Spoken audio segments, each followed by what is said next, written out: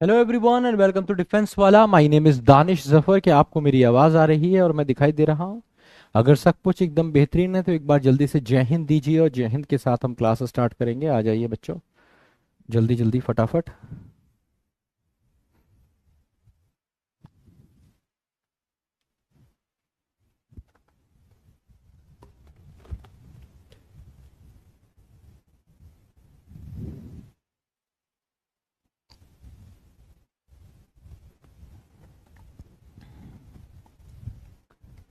चलिए।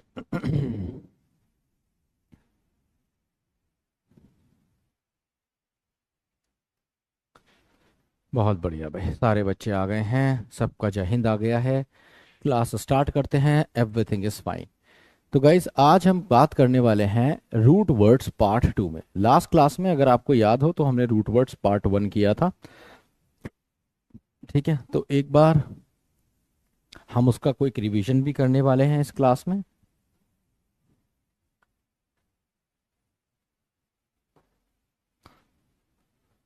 ठीक है, तो 8 यूनिवर्सल रूल हमने कर लिए हैं। इसके दोनों पार्ट किए हैं, identification of part of speech भी की है। इसकी प्रैक्टिस के लिए आपके पास डीपीपीज हैं, सबकी हर क्लास की एक डीपीपी आपको मिली है। साथ ही साथ आपके पास वीकली टेस्ट आपको मिल रहे होंगे जो आपको लगाने हैं। वीकली टेस्ट भी अगर आप लगा चुके हैं तो नेक्स्ट चीज़ है जो आपको मंथली टेस्ट लगाने हैं, रेगुलर लगाने हैं ये। और अगर आप यहाँ से भी प्रैक्टिस कर चुके हैं और आपको अभी भी लगता है कि इन चैप्टर्स पे आपको अभी और वर्क करना है, तो आप क्या कर सकते हैं? आप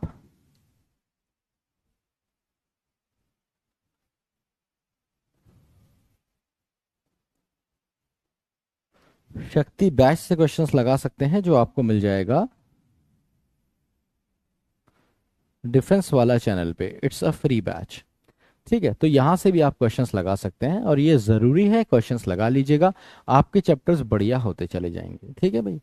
चलिए अब हम बात करते हैं रूट वर्ड्स पार्ट टू की। तो रूट वर्ड पार्ट टू में आप क्या करने वाले हैं? पहले तो सबसे पहले आप करेंगे रिवीजन पार्ट वन का। उसके बाद सीखेंगे न्यू रूट वर्ड्स। और ये आप किसके थ्रू सीखेंगे? क्वेश्चंस के थ्रू। ठीक है। और आज मैं आपके लिए कुछ वोकेबलरी भी लेके आया हूँ। सेशन काफी ज्यादा रिच होने वाला है आपके लिए ये। ठीक है, तो एक बार मुझे जरा बताइए फटाफट कि लास्ट क्लास में हमने कौन कौन से रूट वर्ड्स किए थे। जरा बताएंगे आप मुझे, लास्ट क्लास में हमने कौन कौन से रूट किए थे? रूट वर्ड्स बता दीजिए बस। हाँ ठीक है आदित्य पाल, लगा सकते हो क्वेश्चन सीडीएस के।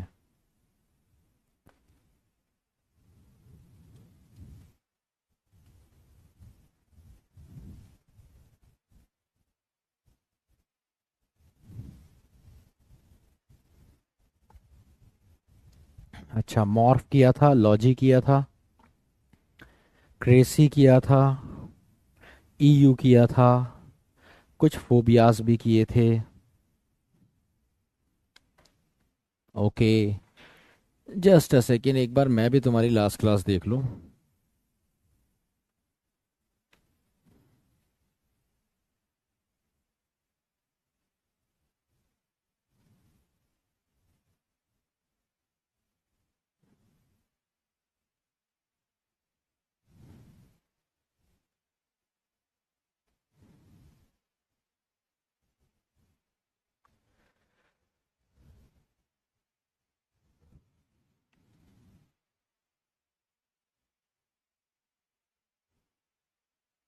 हाँ जी, तो मैं देख पा रहा हूँ हमने काफी बढ़िया से क्रेसी किए थे, एलओसी किया था, फोबिया किया था, मॉर्फ किया था। इसके साथ ईयू करके भी एक थी जो हमने की थी।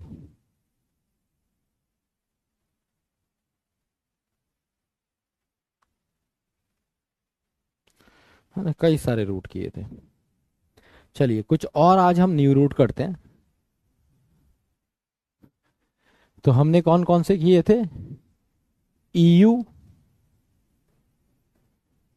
Cracy, logy phobia. ठीक है, तो आज कुछ और नए रूट वर्ड्स के साथ हम आगे बढ़ते हैं। हाँ, LOC भी किया था, LOC, LOQ, ये भी हमने किया था। ठीक है, तो आइए आज कुछ और न्यू रूट वर्ड्स के साथ हम आगे बढ़ते हैं। पहला वर्ड है आपके पास, देखिए वर्ड्स में लिख रहा हूं, जरा ध्यान दीजिए। बेलिजरेंट, बेलिकोस, बेलपोटेंट, बेलोना, एंटीबैलम,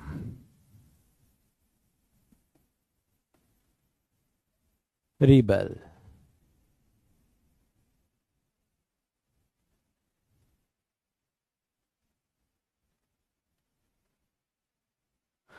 ठीक है, तो अब आप इन सारे वर्ड्स को अगर देखेंगे तो इनमें एक कॉमन रूट वर्ड आपको देखने को मिल जाएगा, BEL।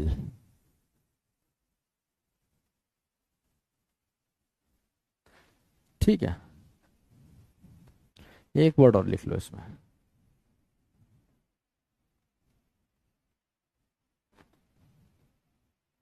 कॉसस वैली।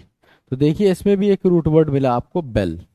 तो याद रखो ये वर्ड जहां भी आता है, BELL, बेल, इसका मतलब हो जाता है वॉर या फिर फाइट, हमेशा याद रखो। तो बेल जहां भी मिलेगा उसका मतलब क्या हो जाएगा, वॉर या फिर फाइट। हाँ, रिबेलियन भी इसी से आता है। नहीं, बेल्जियम इससे नहीं बना है, बेल्जियम वर्ड इससे नहीं बना है।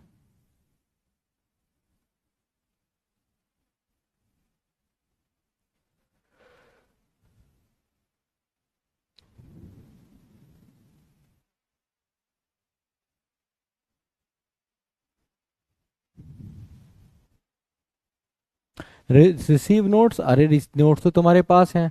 मेरे सेशन में जाओ, सेशन में जाके माई बैचेस में जाओ, माई बैचेस में जाके बैच सेलेक्ट करो, फिर सब्जेक्ट सेलेक्ट कर दो, नोट्स ऊपर ही दिख जाते हैं लेक्चर खोलते ही, हर लेक्चर के।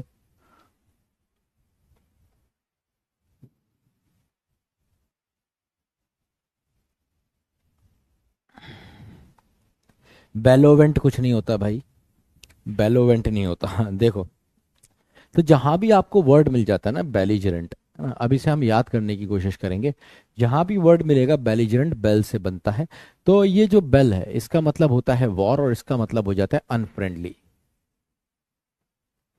या कोई ऐसा एग्रेसिव, है ना, वॉर लाइक कह सकते हो, वॉर लाइक। ठीक है, जैसे किसी का नेचर है बहुत खतरनाक, अनफ्रेंडली है, डॉग्स के लिए अक्सर यूज होता है। ठीक है, जो वो वाले डॉग होते हैं ना, पिटबुल, रॉटवाइलर्स, खतरनाक, तुर्किश कैंगल, मतलब who is always ready to bite, और someone who is warlike. Belligerent unfriendly, ऐसे गुस्से में रहता है, एग्रेसिव है, तो बेलिजरेंट बोल सकता है। अगर आपने बेलिकोस कहा तो ये भी सिनोनिम है, एक जैसे ही है, इसका मतलब होता है रेडी टू फाइट, तैयार है एकदम, मूड में है, ऐसे खड़ा है, बिल्कुल पोज लिए हुए है। समझ रहे हो, स्टांस बना रखा है उसने फाइटिंग का, ऐसे समझ लो। बेलिकोस दिख रहा है कि ये लड़ने को तैयार है, रेडी टू फाइट है बेलिकोस। ठीक है, तो ready to fight is bellicose. Bell potent, देखो जहां भी वर्ड आता है पोटेंट, तो ये पोटेंट वर्ड बना है किससे, पोटेंशियल, दम है इसके अंदर। तो बेल पोटेंट कौन होता है, बेसिकली माइटी इन वॉर,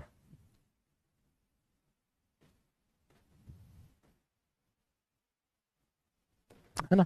जैसे तुमने उसको देखा था भल्लाल देव को ना, बाहुबली मूवी में दिखाया था, बाहुबली का भाई भल्लाल देव, बड़ा जबरदस्त था वो वॉर में यार, जबरदस्त उसने अपने इक्विपमेंट्स बना रखे थे जिससे वो सबको काटता जा रहा था, रथ भी बड़ा जबरदस्त था उसका। तो इट वाज ऑल, क्या वो सारा का सारा क्या था, बेल पोटेंट था, माइटी इन वॉर था, वॉर में बड़ा जबरदस्त था, है ना, वॉर में वो माइटी था। तो mighty in war is basically bellipotent. उसके बाद आता है वर्ड बेलोना, है ना, बेलोना। तो बेलोना का मतलब क्या है, देखो बेलोना का मतलब है ये प्राचीन काल में गॉडेस ऑफ वॉर हुआ करती थी, युद्ध की देवी हुआ करती थी, लोग इसकी पूजा करते थे।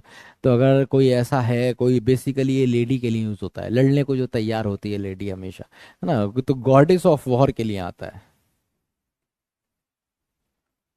गॉडेस ऑफ वॉर इस बेलोना। अच्छा, एंटे, एंटे जहां भी आता है, एंटे का मतलब हो जाता है बिफोर। एंटे का क्या मतलब होता है? बिफोर, पहले। तो एंटीबेलम मतलब बिफोर वॉर।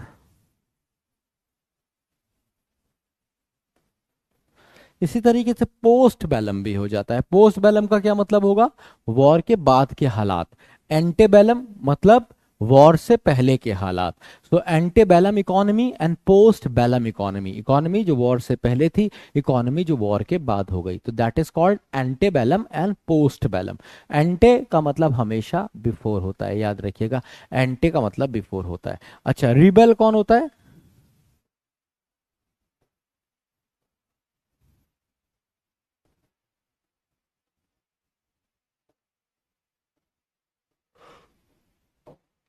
जो अथॉरिटी के, या किसी स्टेब्लिश्ड अथॉरिटी के, या किसी सरकार के, है ना, खिलाफ जाए, उसे हम बोलते हैं रिबल, जिसे आप हिंदी में बोलते हैं बागी। कहते हैं ना, बागी हो गया, खिलाफ जा रहा है, तो बागी होता है रिबेल। रिबेलियन विद्रोह होता है ना, बगावत होती है, रिबेलियन, REBELLION, रिबेलियन इज बागी हो जाना, मतलब बगावत करना, और रिबेल वो खुद बागी होता है। कॉसस बैली, अब ये एक फॉरेन वर्ड है, ये आपके यहाँ आ सकता है एग्जाम में।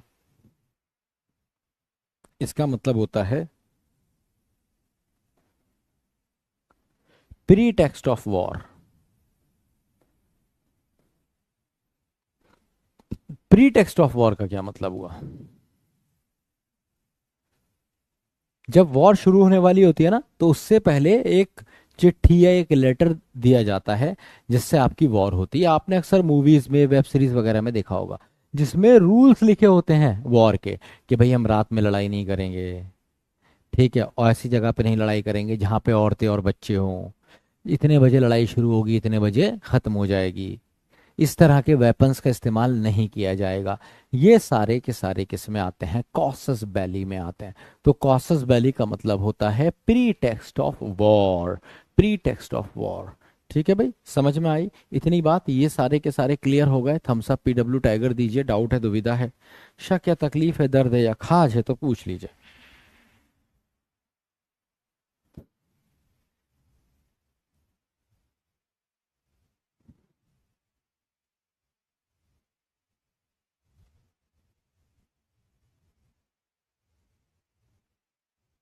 वो बिलिस्टिक नहीं होते, BALLI होता है, वो बैलिस्टिक होते हैं वो।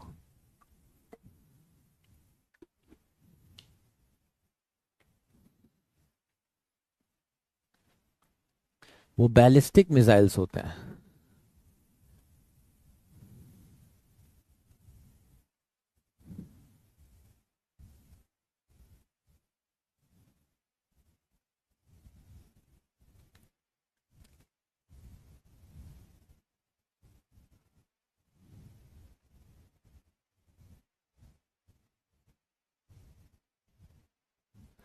ठीक है, तो ये वर्ड आपके पास सिनोनिम में भी आ सकते हैं, इनको ध्यान से करिएगा। अब हम बढ़ते हैं आगे, और एक और रूट वर्ड मैं आपको करा देता हूं।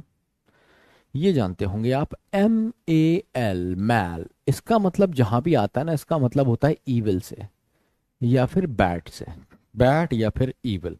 जैसे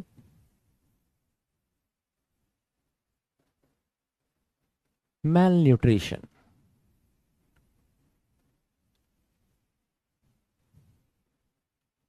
मैलिशियस,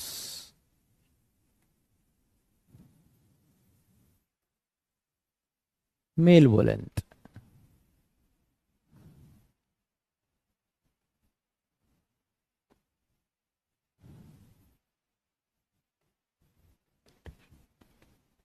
मैलडिक्शन,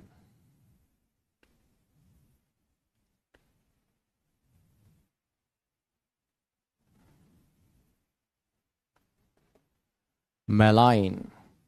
ठीक है, तो आप देख रहे होंगे सब में क्या आ रहा है? मैल आ रहा है, मैल, है ना, हाँ मैल।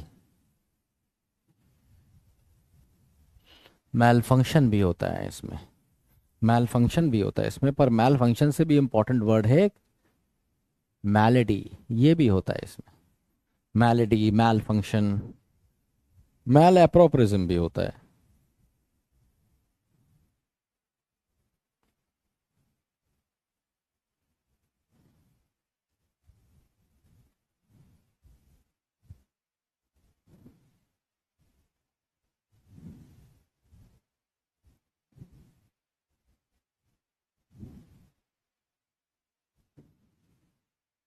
चलो मैल एप्रोप्रिज्म भी लिख देता हूँ।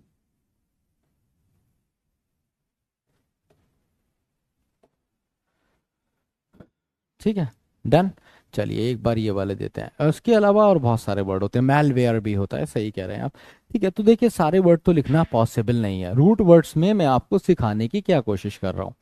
कितनी बार ऐसा होता है, क्योंकि वोकेबलरी सारी आपके पास जितनी भी आती है वो हमेशा ऑप्शंस में आती है, पेपर हमेशा ऑब्जेक्टिव होता है।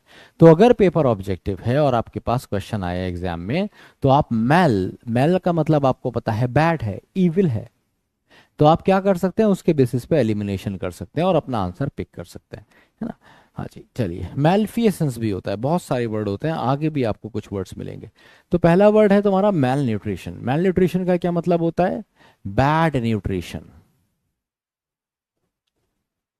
या फिर कह सकते हो लैक ऑफ न्यूट्रिशन ना। जैसे तुमने बहुत सारे बच्चे देखे होंगे यूथोपिया वगैरह में जो मैल न्यूट्रिशन के शिकार हैं, स्टारवेशन के शिकार हैं, उनको खाने को नहीं मिलता, बहुत ज़्यादा सूखे हैं ना। और खाली वहीं पे ही नहीं, मैंने और भी बहुत सारी जगह पे, मैं स्कूल या कॉलेजेस में गया तो मैंने वहाँ पे भी देखा बच्चे बहुत ज़्यादा कमज़ोर, पतले, सूखे, मैल न्यूट्रिशन के शिकार थे। इसके बाद malicious, what is malicious. Malicious का मतलब होता है हैविंग, ऐसा जिसके पास हो, हैविंग बैड इंटेंशंस,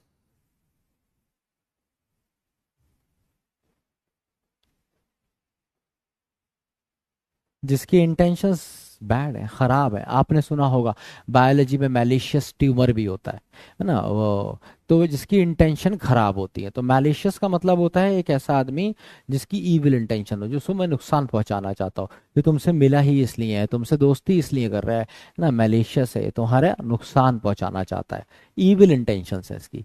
मेल वोलेंट कौन होता है, आपने वर्ड सुना होगा बेनिवोलेंट, है ना, बिनी, ये सुना। बेनिवोलेंट होता है कौन, काइंड, क्योंकि BEN का मतलब गुड से होता है, गुड। ठीक है, तो बेनेवोलेंट हो जाता है हमारा काइंड। अब इसका मेल वोलेंट क्या हो जाएगा, बिल्कुल भी जो अनकाइंड है ना, जो अगेन जो दूसरों को बुरा चाहता है,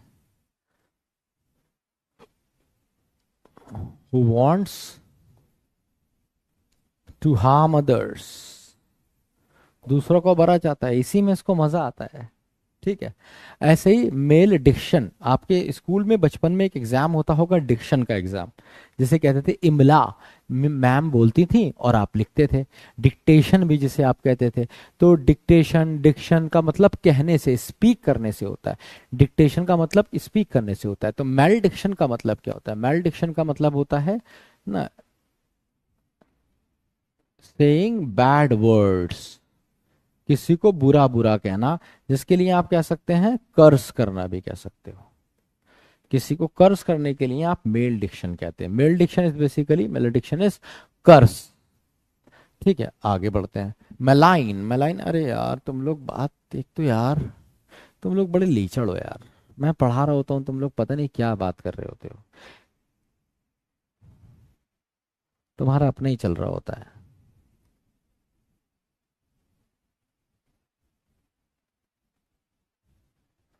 पता नहीं यार, खैर।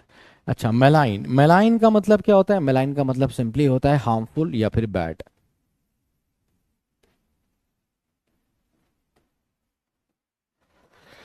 भाई नहीं पढ़ना हुआ करे ना, मत आया करो लाइव क्लास में, रिकॉर्डेड सेशन देख लिया करो ना यार, या बतियाने आते हो तुम यहाँ पे, कुछ भी लिखते रहते हो यार आपस में कमेंट बॉक्स में। पता नहीं कब सेंसिबल हो गए यार तुम, ढऊ हो गए हो। हक तुम्हें सारे चाहिए, लगने लगा है कि तुम बड़े हो गए हो, मुझे फ्रीडम नहीं है, ये नहीं तुम्हारी तुम हो भी तो नहीं इस लायक कि तुम्हें कुछ दिया जाए। तुम इसी लायक हो, तुम्हें कमरे में बंद किया जाए और ऊपर से खाना डाल दिया जाए तुम्हें, बस। सीखा ही नहीं है कुछ, ये इसको यही नहीं पता है। कि भाई खाना खा ले, पॉटी आ रही हो तो खोल दो दरवाजा, जब पॉटी करो फिर कमरे के अंदर, इसी लायक हो तुम। समझ रहे हो? तुम्हें यही नहीं पता है कहाँ मुंह खोलना है, कहाँ नहीं खोलना है, क्या खोलना है क्या नहीं खोलना है। बस कुछ भी बके जा रहे हो, बके जा रहे हो। अबे भाई, मैं पढ़ा रहा हूँ, इससे रिलेवेंट बात कर लो, इससे रिलेटेड बात कर लो, पता नहीं क्या क्या लिख रहे हो। अपनी ही तुम्हारी चैट चलती रहती है। यही नहीं पता तुम्हें कि ये चैट बॉक्स तुम्हें दिया क्यों गया है। यही नहीं पता तुम्हें। जिस काम के लिए दिया गया है वो छोड़ के सब करते हो तुम इसमें। मैलेडी, अब मैलेडी याद रखना, मैलेडी का मतलब होता है डिसीज। कोई खतरनाक डिसीज हो जाए तो उसे आप मैलेडी बोलते हैं। और मैल अप्रोप्रिज्म, मैल अप्रोप्रिज्म का मतलब होता है किसी वर्ड को गलत तरीके से इस्तेमाल कर लेना। कहने का मतलब है, कितनी बार हम ग्रामर में भी गलती कर देते हैं कि जहां पे T H A N then use करना है, वहां पे टी एच ई एन वाला देन यूज कर लेते हैं। तो अगर हम ऐसा कर लें तो वो क्या हो जाता है, मैल अप्रोप्रिज्म हो जाता है। ठीक है, या फिर मान लो कि मतलब दो ऐसे वर्ड हैं जो सिमिलर हैं काफी किसी भी वजह से, और तुमने उनमें से कोई एक यूज कर लिया, गलत यूज कर लिया। ठीक है, जैसे मान लो कि तुम्हें जाके कहना था, अरे भैया एक टूथपेस्ट दे दो, तुमने टूथपेस्ट की जगह जाके बोल दिया भैया कोलगेट दे दो। है ना, कोलगेट, उसने कोलगेट की जगह उसने तुम्हें बबूल दिया और तुम बबूल लेके आ गए, भाई मांगा तो तुमने कोलगेट था। तो कोलगेट का मतलब क्या था तुम्हारा, टूथपेस्ट। तो दिस इज कॉल्ड मेल एप्रोप्रिज्म, मतलब दो वर्ड जो सिमिलर हैं, सामने वाले को समझ आ जाएगा, तुमने बोल दिया, that is called mal malapropism, मतलब रॉन्ग यूज ऑफ वर्ड्स। ठीक है, क्लियर हुआ तो जल्दी से बताओ, डाउट है तो पूछो, क्वेश्चंस करेंगे अब।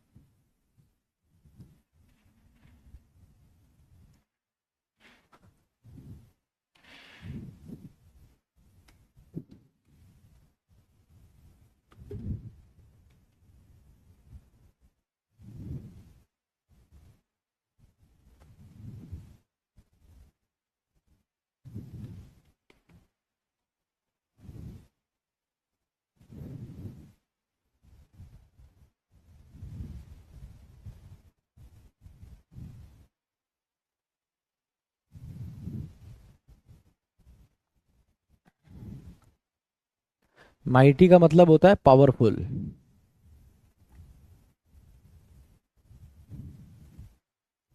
और मैल एप्रोप्रिज्म का मतलब होता है गलत वर्ड यूज करना।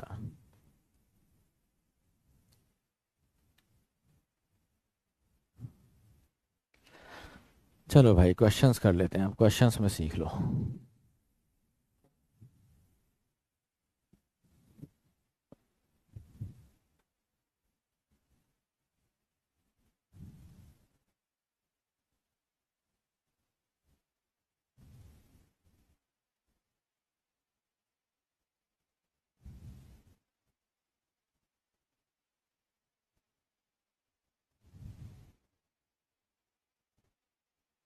अब देखिए, चारों एक्सेप्शंस, चारों जितने भी वर्ड्स हैं ना, मैं इनको चारों के आपको बताऊंगा।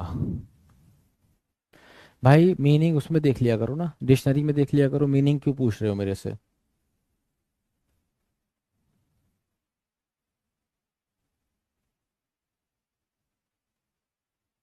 मेलफिशिएंट तो एक मूवी भी आई थी, बड़ी कॉमन थी। मेलफिशिएंट का मतलब होता है, मतलब अगेन वही, जो कुछ बुरा करना चाह रहा हो दूसरे का। मेलफिशिएंट, कुछ बुरा करना चाह रहा हो दूसरे का। साइनो, साइनो सुनने में ही कुत्ते जैसा लग रहा है, तो cyno, cyno come here, cyno sit down, cyno shoo. तो फोबिया का मतलब क्या होता है, फियर। और साइनो जहां भी आएगा डॉग, तो फियर ऑफ डॉग्स को आप बोलते हैं साइनोफोबिया। सीखा आपने नया वर्ड। अब बाकी के क्या होते हैं, फियर और हेट्रेड ऑफ बुक्स। तो देखो, जहां भी आ जाए ना वर्ड बिब्लियो, बिब्लियो का मतलब बुक से होता है। बिब्लियो को कैसे याद रखोगे, बाइबल से याद रखोगे, और बाइबल क्या है, एक बुक है। ठीक है, तो bibliophobia is fear of books. आसान है, याद हो गया। अब ऐसी हमारे पास है फियर ऑफ ओशन या fear of sea. Fear of ocean या फियर ऑफ सी, इसको बोलते हैं,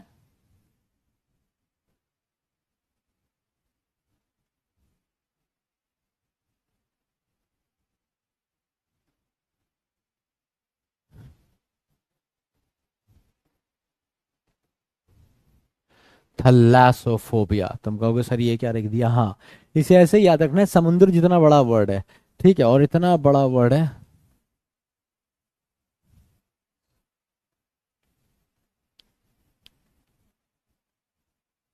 कि इसमें थैलासो पूरा सी आ जाएगा। थैलासोफोबिया इज फियर ऑफ सी या फियर ऑफ ओशियंस के लिए आप थैलासोफोबिया यूज करते हैं। अच्छा, फियर ऑफ कैट्स, कैट्स के लिए वर्ड आता है ओलिरो। तो ailurophobia is fear of cats. Ailuro word जहां भी आता है ना, इसका ये बायोलॉजिकल नेम है कैट्स का, ठीक है, तो कैट्स के लिए ओलिरोफोबिया। चारों के चारों अगर आपको क्लियर है तो थम्स अप लिख दीजिए, पीडब्ल्यू या टाइगर बना दीजिए। आंसर इसका सी, सी होगा।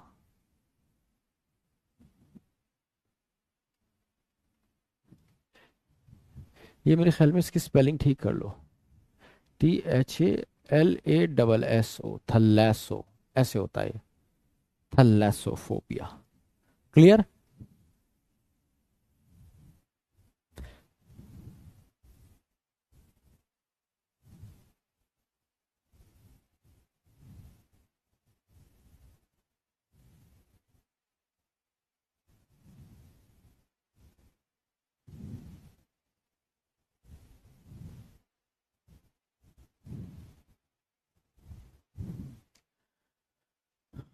बहुत बढ़िया भाई।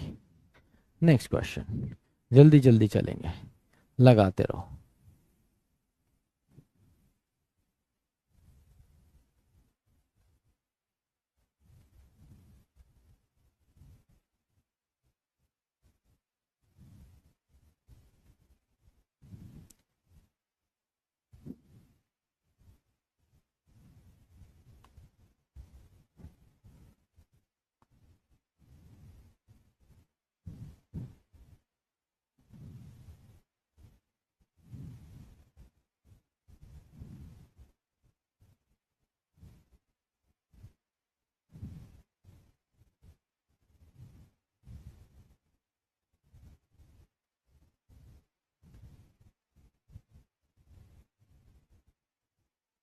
हाँ भाई, तो मायरमिकोफोबिया होता है fear of ants. Myrmeco is basically ants, हाँ चींटियां जो होती हैं उनके डर को मायरमिकोफोबिया बोलते हैं। ठीक है, सब सीखने को मिल रहा है आज। क्वेश्चन गलत हो रहे हैं इससे मतलब नहीं है, दुल्हन वही जो पिया मन भाई, क्वेश्चन वही जो सिखा कर जाए। फियर ऑफ हॉस्पिटल्स ये होता है नौसो कौमी फोबिया। कितना आसान है इसे याद रखना। हॉस्पिटल एक ऐसी जगह है जहां पे सब सो रहे होते हैं पर कोई सोने नहीं आया है। 900 कम, कोई भी सोने नहीं आया है। 900 कम ऐसे याद रखा था मैंने इसे, इतना बड़ा वर्ड तक कैसे याद रखता। तो मैंने ये दिमाग लगाया कि सब सो रहे होते हैं हॉस्पिटल में जाओ तो, ज्यादातर लोग बीमार है, किसी के इंजेक्शन ठुका है, किसी को नशा मिला है, किसी का ऑपरेशन हुआ है, तो 9 पर कोई सोने नहीं आया था ना। तो ऐसी जगह को बोलते हैं नौसोकॉमीफोबिया, फियर ऑफ हॉस्पिटल्स, आपको हॉस्पिटल से डर लगता है। ऐसी, ये याद किया मैंने। ऑफीडियो, ऑफीडियोफोबिया, ये कैसे याद रखोगे भाई, तुमने वीडियो में देखा ऑफीडियो वीडियो एक जैसा है, ऑफीडियो वीडियो एक जैसा है। क्या देखा आपने वीडियो में, क्या देखा आपने, आपको याद होगी नाग नागिन वाली मूवी, मैं तेरी दुश्मन दुश्मन तू मेरा। उसमें क्या दिखाते थे कि भाई नाग है नागिन है, आराम से इच्छाधारी हैं, कुछ भी बन जाते हैं जो मन करता है। ठीक है, फिर एक दिन क्या होता है, कोई तुम जैसा शिकारी नागिन को देख लेता है, नाक को टपका देता है, नागिन की आंखों में, वो नाग की आंखों में फोटो खिंच जाती है, और फिर सबको सांप से डर लगने लगता है, सबसे वो एक एक करके बदला लेती है, ये दिखाते हैं। तो वो क्या होता है, ऑफीडियोफोबिया दिखाते हैं, फियर ऑफ स्नेक्स, ऑफीडियोफोबिया। अच्छा, फियर ऑफ मेडिसिन या ड्रग्स, फार्मा तो तुम जानते होगे, फार्माकोफोबिया। बहुत सारे लोग बी फार्मा करते हैं, बैचलर ऑफ मेडिसिन, तो फार्मा जहां भी आता है उसका मतलब मेडिसिन या ड्रग से होता है। तो फार्मा के आगे को और लगा देना, फार्माकोफोबिया, फियर ऑफ मेडिसिन या फिर ड्रग्स। Answer is B. ठीक है भाई, कॉपी करते रहो, आगे बढ़ते रहो। अगला क्वेश्चन ये रहा, साइट, नया वर्ड आ गया है साइट।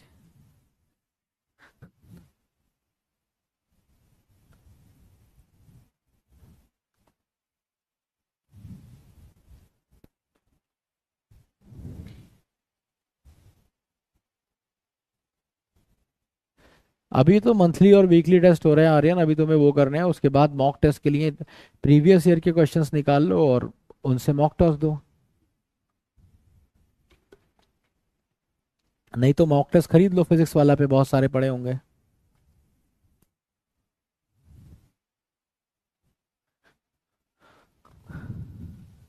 अब देखो यूक्सोरिसाइड, इसमें बना हुआ है एक्स। एक्स ये तुम कर ही नहीं सकते हो, बहुत मुश्किल काम है। जब भी करने जाओगे तो खुद हलाल हो जाओगे, ऐसे समझ लो। जहां भी वर्ड आता है साइट, साइट का मतलब होता है किसी को मार देना, किल या फिर मर्डर। तो uxoricide is killing of one's wife, है ना, किलिंग ऑफ वंस वाइफ, किसी की बीवी को टपका देना, किलिंग ऑफ वंस वाइफ। ठीक है, तो वाइफ के लिए कैसे याद रखोगे, एक्स आया इसमें, एक्स का मतलब है, देखो किसी से भी पूछ लेना जिसकी भी बीवी हो। ठीक है, किसी से भी पूछ लेना जिसकी भी बीवी हो, इसके आगे चलती नहीं है उसकी, ज्यादातर लोगों का यही हाल है। ठीक है, तो ये एक्स होती है, एक्स डेंजर वाला साइन होता है ना, डेंजर वाला साइन, बस ऐसे याद रखो, डेंजर। तो ये वाइफ सबसे डेंजर होती है, तो क्या याद रखोगे, किलिंग ऑफ वंस वाइफ। मतलब मैंने तो पहले से सोच लिया है, अपने दोस्तों की हालत देख के ना, मैंने पहले से हथियार डाल दिए, मेरी शादी नहीं हुई है पर मैंने पहले हथियार डाल दिए। जैसी शादी वादी होगी बी देवी, मैं भाई चरणों में गिर जाऊंगा, पहले दिन ही सत्ता वत्ता सब उसे घर की उसे दे दूंगा। ठीक है, मैं कह दूंगा भैया मेरी सैलरी है, मेरी सैलरी में से 25-30 हज़ार मुझे दे दे मेरे महीने के खर्चे के। ठीक है, बस बाकी तू रख ले, मेरी जान छोड़ दे, बस मेरा खून नहीं पीजो, कलेश नहीं मचाइयो घर के अंदर देवी, है ना, बस मैं इतना ही चाहूंगा। समझ रहे हो, तो मैं तो ये पहले मेरा डिसाइडेड है, मेरे लिए अपना सुकून बहुत इंपॉर्टेंट है। समझ रहे हो, तो ये कोई सोच नहीं सकता एक्सोरिसाइड करने के, killings of one's wife is basically, मैंने देखा है यार, मैंने बहुत, मेरे दोस्तों की हालत बहुत बुरी हो गई जिनकी शादी हुई है ना। एक तो लगता है कि शादी और पेट उनका डायरेक्टली प्रोपोर्शनल है। जितनी ज्यादा शादी की उम्र होती जा रही है, मतलब शादी की उम्र का मतलब जितनी ज्यादा शादी पुरानी होती जा रही है, पेट उतना आगे आता जा रहा है। ऐसा लग रहा है सिल्वर जुबली पे फट जाएगा। नहीं, ये मेरे दोस्तों के साथ हुआ है। बाल उड़ रहे हैं, शादी जैसे हर साल कुछ बाल, एक साल में इधर से उड़े, एक साल में इधर से उड़े, 5 साल तक आधा गंजा हो जाता है, 10 साल तक पूरा गंजा हो जाता है। समझ रहे हो, तो ये कुछ साइड इफेक्ट्स तो मुझे देखने को मिले हैं अपने दोस्तों में, अपने रिश्तेदारों में, अपने कजिन्स में, शादियों के। तो मैं बहुत सहमा सहमा और डरा डरा रहता हूँ, और हमेशा डरा रहता हूँ कि पता नहीं कब मैं कुर्बान हो जाऊं। ठीक है, खैर खुदा मेरा हिफाजत करे। आगे बढ़ते हैं, कोई बात नहीं। किलिंग ऑफ वंस स्पाउस क्या होता है, killing of one's spouse, spouse का मतलब वाइफ नहीं है, स्पाउस का मतलब दोनों हो सकते हैं, स्पाउस का मतलब हस्बैंड भी होता है और हस्बैंड और वाइफ भी होता है, दोनों होते हैं। स्पाउस का मतलब होता है आपका लाइफ पार्टनर।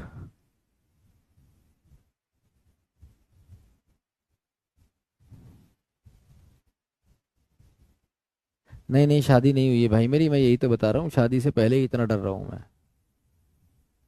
हाँ, शादी से पहले ही मैं घबरा गया हूँ भाई। मैंने अपने पोस्ट वेडिंग प्लान्स बना लिए हैं कि जब मेरी शादी हो जाएगी तो मैं कैसे रहूंगा, कि अरे मजाक बनता है दोस्तों का बहुत, फिलहाल तो मैं ही बना रहा हूँ ना। ठीक है, बैठा होता है मेरे पास 10 बजे, बहुत तेज बैल बजती है, और ये फोन ये मिस नहीं कर सकता। हाँ, हाँ अभी तो 10 बजे हैं। नहीं नहीं, 12-1 बजे तक क्यों आऊंगा, आ रहा हूँ, बस 5 मिनट में निकल रहा हूँ। अच्छा, हाँ हाँ लेता आऊंगा। हाँ हाँ, लेता आऊंगा। हाँ हाँ, ठीक है ठीक है ठीक। अच्छा अच्छा अच्छा, ठीक है ठीक है ठीक। गर्दन इधर मुड़ती जाएगी इसकी, मुंह से ठीक है के अलावा कुछ निकलेगा नहीं। हाँ हाँ अच्छा अच्छा ठीक है, हाँ हाँ अच्छा अच्छा ठीक है, हाँ हाँ अच्छा अच्छा ठीक है। तो भाई यही तो बात है, इसलिए मैं पहले ही सोच रहा हूँ कि कैसे हो पाएगा। और ये वो, भाई ये वो लड़के हैं जिनका रौला था यूनिवर्सिटी में, कॉलेज में, जहाँ जॉब करते हैं वहाँ। कम नहीं, इनमें फुद्दू आदमी कोई नहीं है इसमें से, अपने अपने जीवन के महारथी हैं, लेकिन बहुत खतरनाक चीज है भाई। चलो, तो ये स्पाउस को आप बेटर हाफ भी कह सकते हैं, better half, spouse, wife, husband, ये दोनों होते हैं, है ना। बेसिकली आपका लाइफ पार्टनर, तो इसके लिए वर्ड आता है मारिटिसाइड, मार्टिसाइड। ठीक है, तो ये होता है killing of spouse. Killing of one's mother के लिए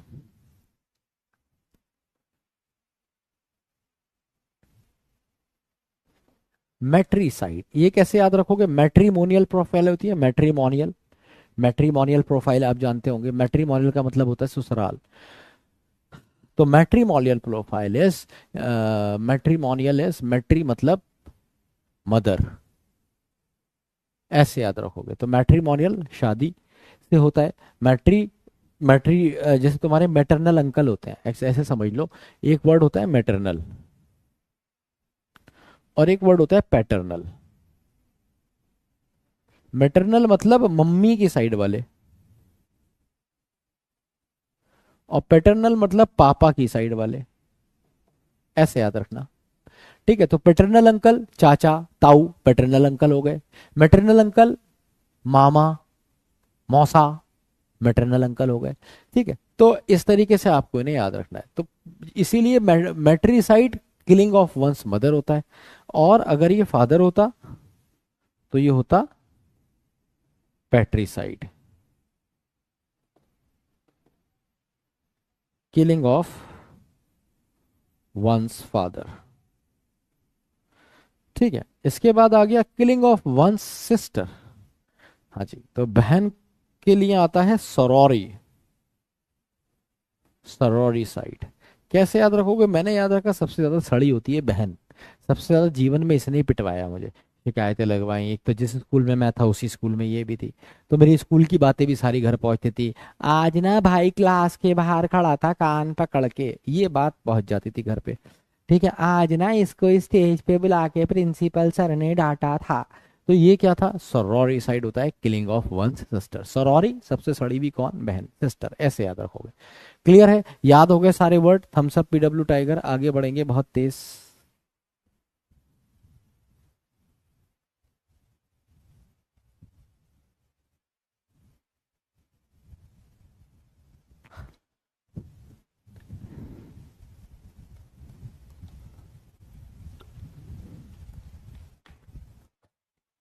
कह रहा है टाइगर किसी से डरता नहीं। डरता है बेटा, डरता है, सब डरता है, डर सब, सब डरते हैं, सब डरते हैं। तुम्हें कुछ नहीं पता अभी। अबे तुम टाइगर टाइगर को जानते हो ना। तुम पूरे आतंक देखोगे ना जब तरफ के, जितने भी ज्यादातर वो हुए हैं, क्या बोलते हैं उन्हें, खूंखार और आदमखोर शेर हुए हैं, वो ज्यादातर शेरनियां हुई हैं। समझ लो, टाइगर डरता है, टाइग्रेस से डरता है। तुम्हें पता नहीं है अभी।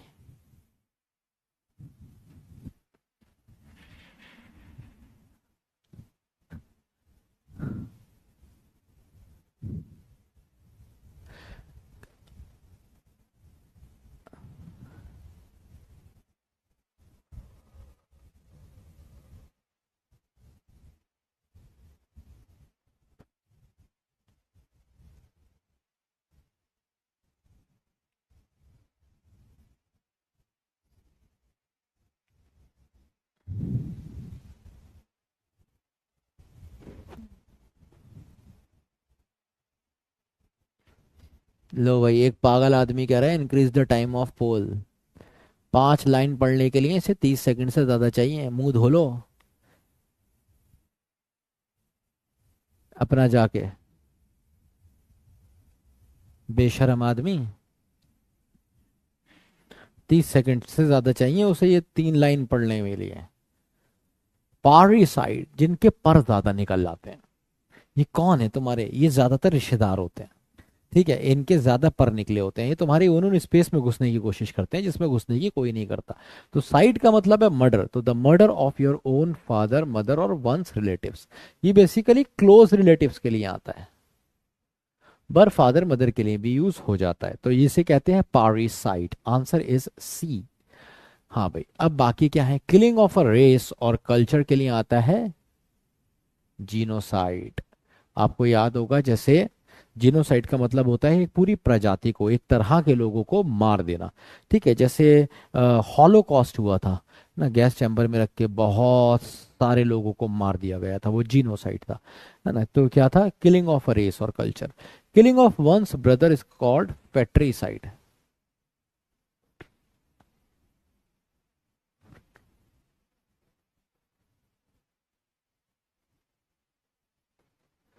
फ्रेटरीसाइड, ये वर्ड तुमने सुना होगा।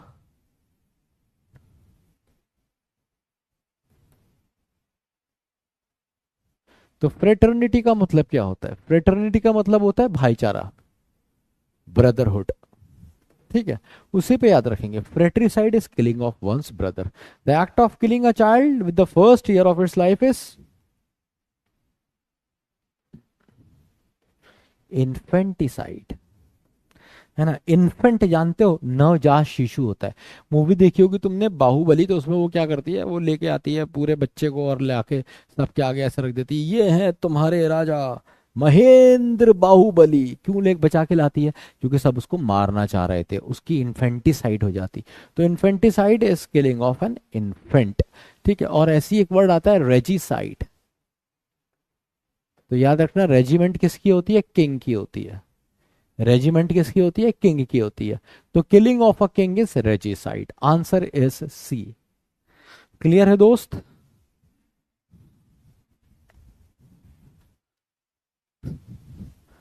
हाँ, कह सकते हो Itachi did genocide and Sasuke did फ्रेटरीसाइड।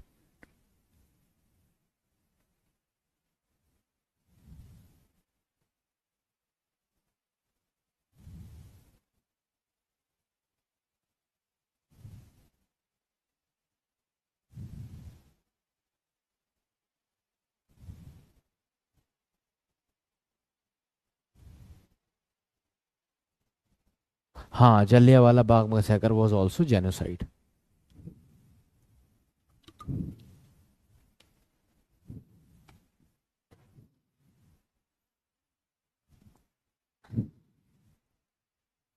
लो भाई, फिलिसाइड आ गया।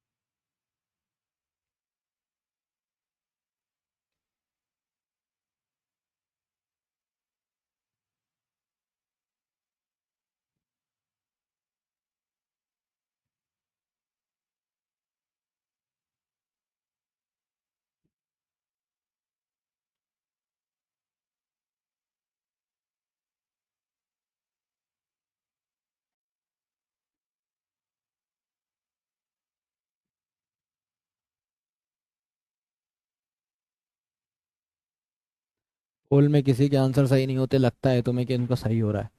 ठीक है, फिलिसाइड का मतलब होता है the act of a parent killing their child. आदमी, ये औलाद उसके लिए नासूर बन गई है। बचपन में रोता रहता था, हर समय बिस्तर गीला करता था, गंदगी मचाता था। थोड़ा बड़ा हुआ तो शैतानी मचा मचा के परेशान कर दिया, और बड़ा हुआ तो शैतानी इसके कांड में बदल गई, और कांड फिर अब क्राइम में बदल गए। घर वाले परेशान हो गए, घर वालों ने कहा हटाया। That is called the act of a parent killing their child. तो फिलिसाइड बोलते हैं। ये कुछ नहीं होता है, किलिंग ऑफ फ्लावर या कुछ नहीं होता। टू डिस्ट्रॉय प्लांट और इनहेबिट ग्रोथ, इसे बोलते हैं हर्बिसाइड। हर्बिसाइड, हर्ब्स तो आप जानते होंगे, हर्ब्स का मतलब प्लांट्स होता है। तो हर्बिसाइड्स बोलते हैं ना, और ये भी कुछ नहीं है। इसके अलावा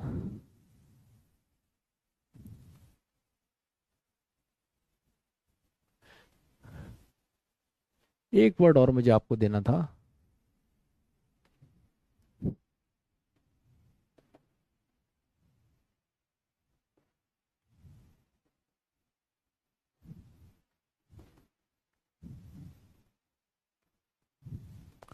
कोई तुम्हारा बहुत फेवरेट है, बहुत ही क्लोज भी है, बहुत प्यारा भी है तुम्हें। ठीक है, पर आज तुम्हें उसे, मतलब किसी को उसको मारना पड़ रहा है, और इसलिए मारना पड़ रहा है, कोई भी वजह हो सकती है। तो उसको हम बोलते हैं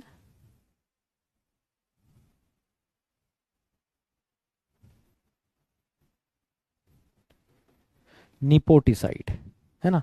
निपोटिज्म से बना है वर्ड निपोटिज्म। निपोटिज्म क्या होता है? भाई भतीजावाद, जिसे आप कहते हैं हिंदी में भाई भतीजावाद, उसे अंग्रेजी में निपोटिज्म कहते हैं। तो निपोटिसाइड इज किलिंग ऑफ वंस, कह सकते हैं वंस फेवरेट पर्सन। ठीक है, नेक्स्ट क्वेश्चन।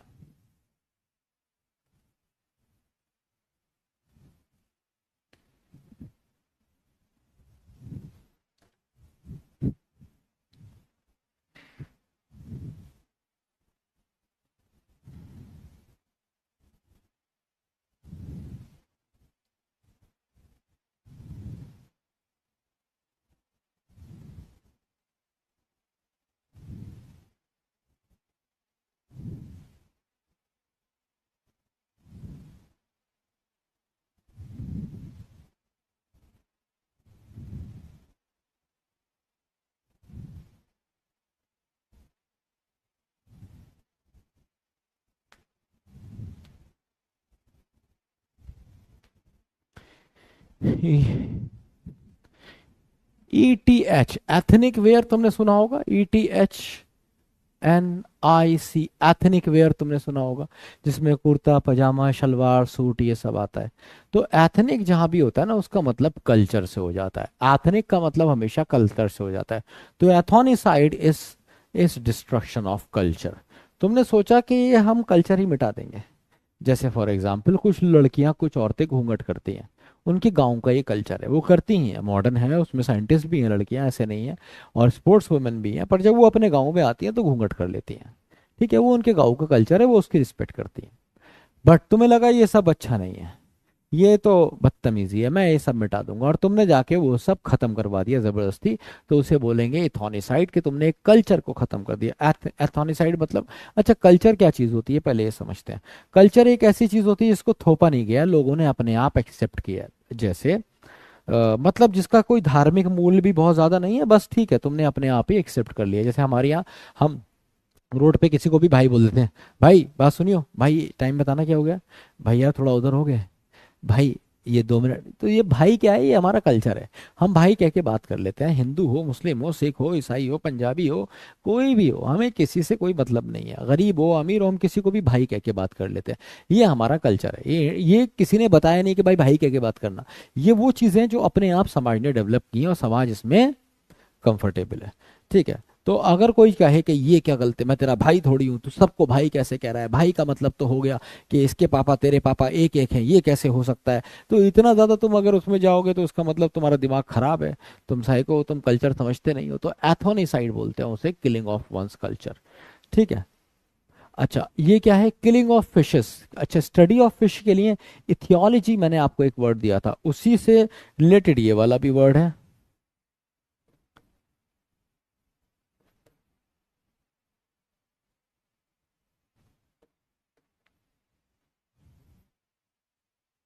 ये याद है, इक्थियोलॉजी, इक्थियोलॉजी था ऐसी, किलिंग,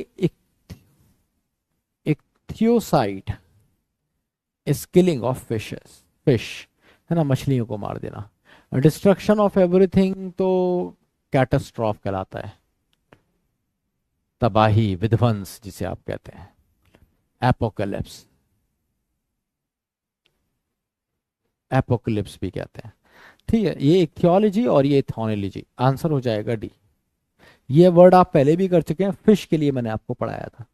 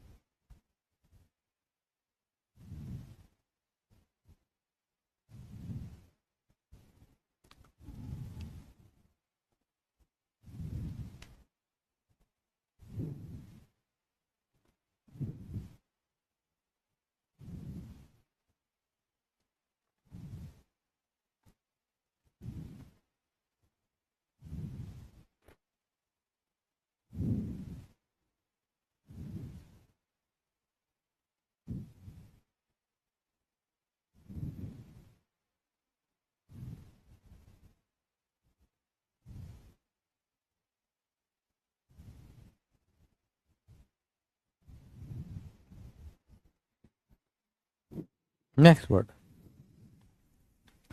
ड्रेप्टोमानिया। देखो भाई, ड्रेप्टोमानिया क्या होता था पहले जमाने में ना, गुलामों को बांध के रखते थे और उनके ऊपर बहुत ज्यादा अत्याचार करे जाते थे।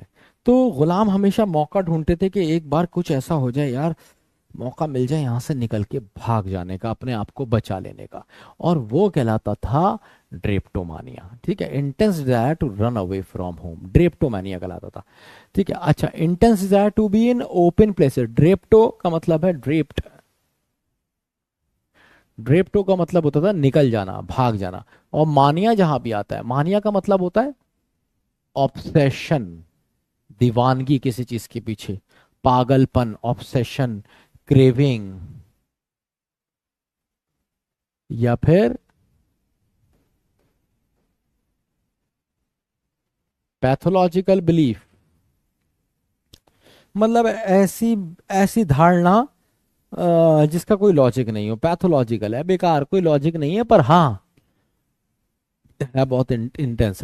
तो intense desire to be in open places is, आपको याद होगा, क्लॉस्ट्रोफोबिया। तो यह है क्लॉस्ट्रोमानिया, ये पागल है अगोरा मानिया, अगोरा मानिया। अगोरा का मतलब याद है आपको, अगोरा का मतलब बाहर जाने से था। तो अगोरा मानिया का मतलब है intense desire to be out, out of home, कि घर से बाहर रहना, घूमना, खाना पीना, नौकरी करना। तो दैट इज कॉल्ड अगोरा मानिया। अगोरा मानिया का मतलब होता है intense desire to be in open places. Craving for alcohol, इसके लिए आता है डिप्सोमानिया। कैसे याद रखोगे भाई? देखो, ये डिप रहता है और सोता रहता है, ये डिप रहता है और सोता रहता है, तो कहलाता है डिप्सोमानिक। ठीक है, डिप रहता है, सोता रहता है, हमेशा दारू चाहिए। ऑब्सेशन या क्रेविंग फॉर अल्कोहल, ना ये पागल है, ऑब्सेशन भी कह सकते हैं, ऑब्सेशन फॉर अल्कोहल, डिप्सोमानिया। अब ये वाइन, वाइन के लिए अलग वर्ड आता है, ओइनो,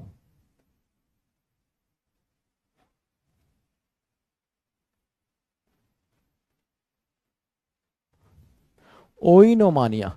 ठीक है, तो ओइनोमानिया स्पेसिफिकली वाइन के लिए होता है, क्योंकि बहुत सारी इंग्लिश कंट्रीज में वाइन को बहुत ज़्यादा अल्कोहल माना भी नहीं जाता है। वो एक शुभ ड्रिंक भी होती है, जो कि मतलब धार्मिक जगहों पे, धार्मिक ओकेजन्स पे, गुड ओकेजन्स पे, हेल्दी और बेनिफिशियल ओकेजन्स पे यूज़ की जाती है। तो वाइन के लिए ओइनोमानिया, और हर तरह की दारू के लिए डिप्सोमानिया। मानिया फॉर होल्डिंग पब्लिक अफेयर, ये सच कुछ नहीं है। तुम्हारा आंसर हो गया बी।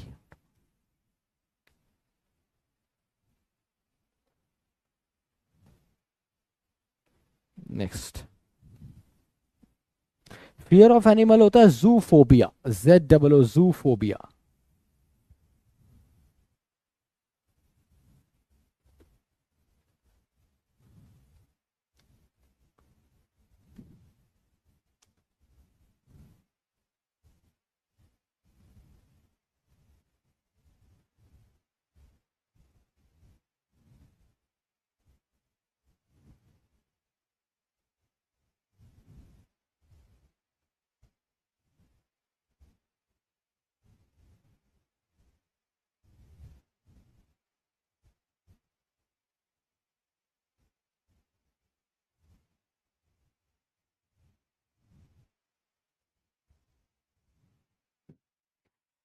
एक तो तुम लोग इतने हल्के हो ना।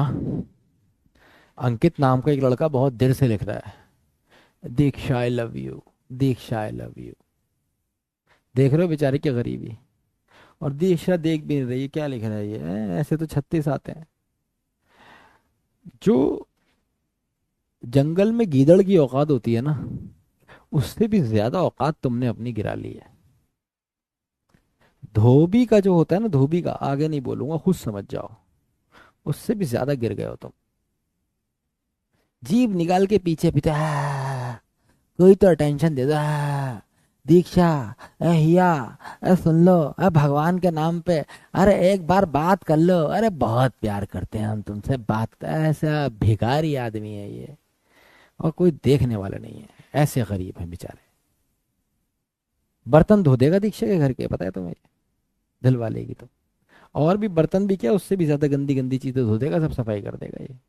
उस पर भी तैयार है। ऐसी हालत हो गई है इसकी। क्या चाहिए तुम्हें, इतने गरीब क्यों हो तुम? हैं? ऐसी क्या शक्ल लेके पैदा हो गए तुम कि कोई तुम्हें देख ही नहीं रहा है? तुम्हें कॉन्फिडेंस ही नहीं आता है अपने आप को देख के शीशे में? ऐसे कौन से 12 बज गए तुम्हारी शक्ल पे? हैं? ये तुम्हारा कॉन्फिडेंस इतना भी नहीं है कि कोई लड़की तुमसे बात कर ले जो तुम्हारे क्लासमेट है, सोचो। इतने गिर गए हो तुम, इतनी हालत तुम्हारी खराब है कि वो लड़की जो तुम्हारी क्लासमेट है उसको तुम आई लव यू कह रहे हो तो भी रिप्लाई नहीं देख रही है। सोचो कितनी गरीब हो गए हो तुम मेरे बच्चे, कितना गरीब हो गया तुम।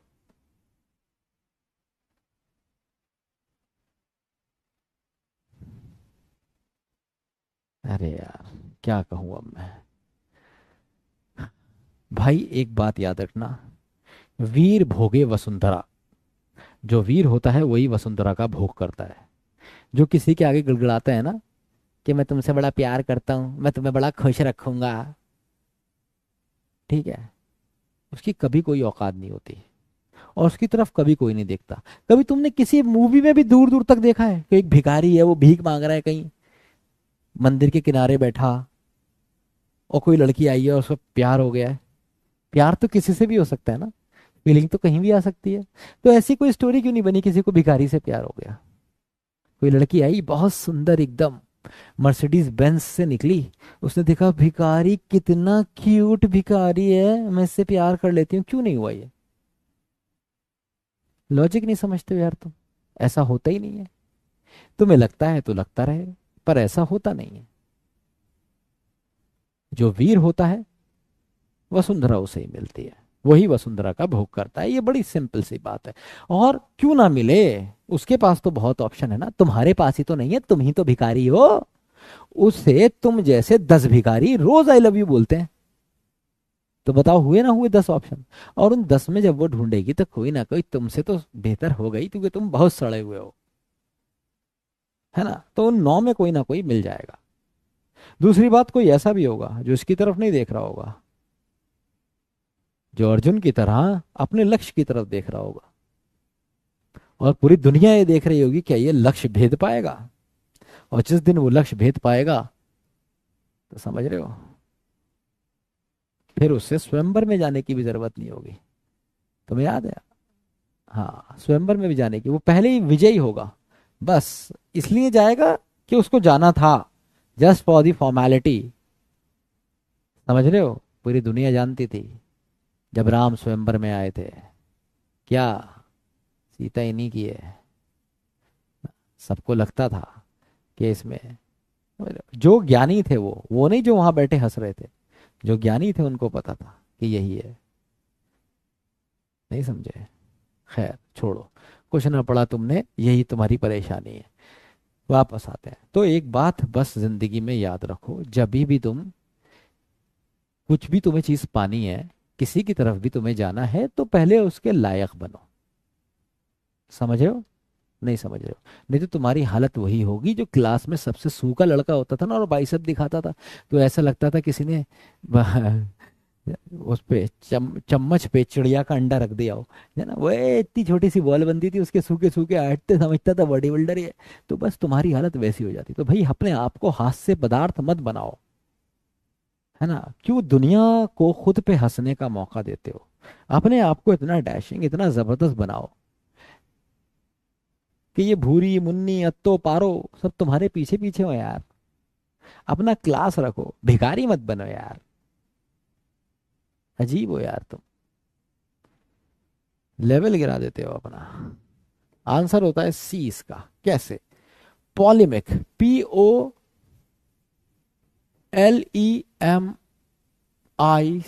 पॉलिमिक। इसका मतलब जानते हो क्या होता है? कॉन्ट्रोवर्शियल, कुछ ऐसा जो कि कॉन्ट्रोवर्शियल है, जिसके अंदर उत्पात है, जिसके अंदर कांड है। ठीक है? तो क्या मतलब हुआ? पॉलीमोमैनिक। अब यहाँ पे ना सारे के सारे नेगेटिव वर्ड में से इसका आंसर हो सकता था, तो फिर ये वही है, obsession of war. Obsession for of war क्या होता है? पॉलीमोमानिया होता है। पॉलीमो का मतलब है हमेशा कंट्रोवर्सी में इसका हमेशा ज्यादा इंटरेस्ट रहता है। तुम इससे पूछोगे भाई इंडिया पाकिस्तान के बीच में जो भी चल रहा है उसका सोल्यूशन क्या, उड़ा दो पाकिस्तान, उड़ा बम मार दो इन पे। That is polemic. ये आदमी कौन है? ऑब्सेशन विद वॉर है इसके लिए। तुम्हें लगा कि ये यार देखो चाइना को देखो परेशान कर रहा है, अरुणाचल प्रदेश में घुस गया, अरुणाचल प्रदेश में बेल्जियम में घुस जाओ, छीन लो चाइना से बेल्जियम। तो ये क्या हो गया? पॉलेमिक आदमी है, कुछ सोच ही नहीं रहा है। कौन है? ऑब्सेशन फॉर वॉर है इसके लिए। ऑब्सेशन विद मनी के लिए आता है word pluto. Plutomania is obsession for money. पैसे के लिए पागल है, पैसा पैसा करती है तू, पैसे पे क्यों मरती है, प्लूटोमैनिक क्यों है तू? तो प्लूटो बताया था अमीर आदमी के लिए होता है।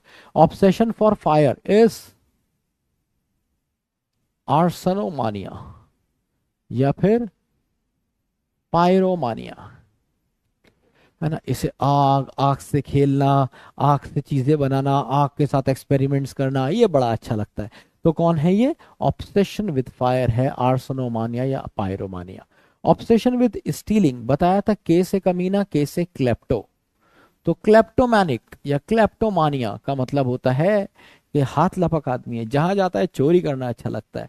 खरीद के कुछ लेके आता है इतनी खुश नहीं होती है, कहीं से कुछ चुरा लाता है तो बहुत खुश होता है, देखा ये लेके आया हूँ, कितने का, पैसा नहीं दिया, चुरा लाया। तो इसे खुशी होती है बहुत चूहे की। क्लेप्टोमैनिक है ये। तो आंसर हो जाएगा सी।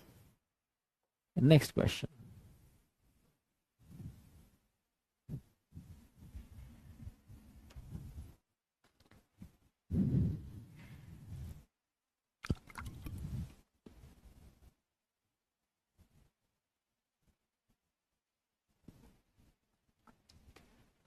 ऑब्सेशन मतलब दीवानगी, पागलपन।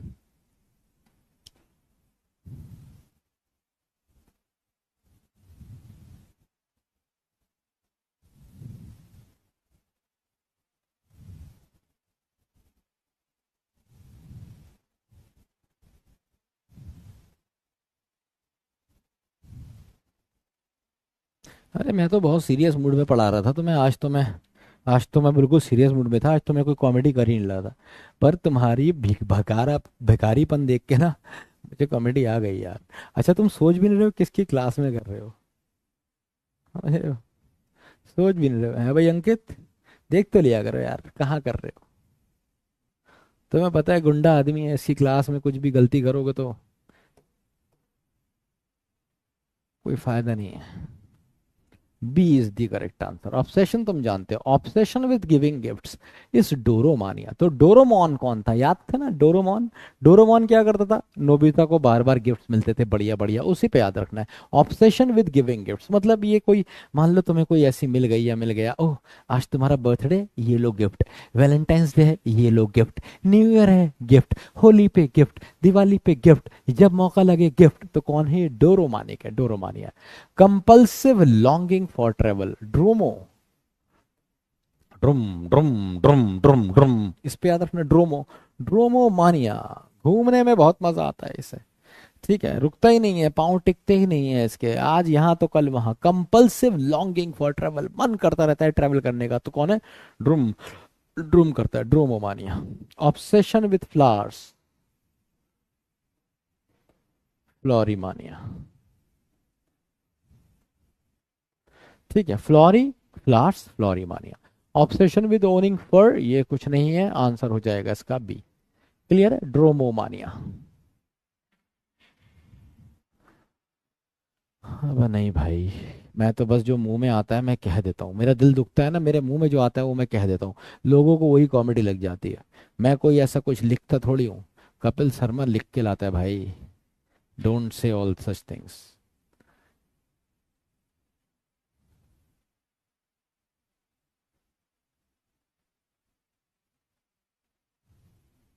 चलिए नेक्स्ट क्वेश्चन। हाइरोमानिया।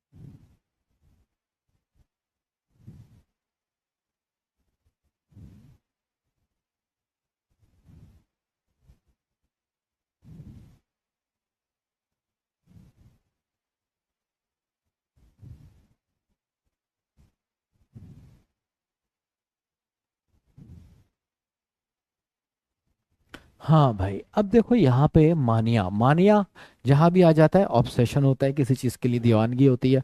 तो ये हो जाएगा इसका आंसर बी।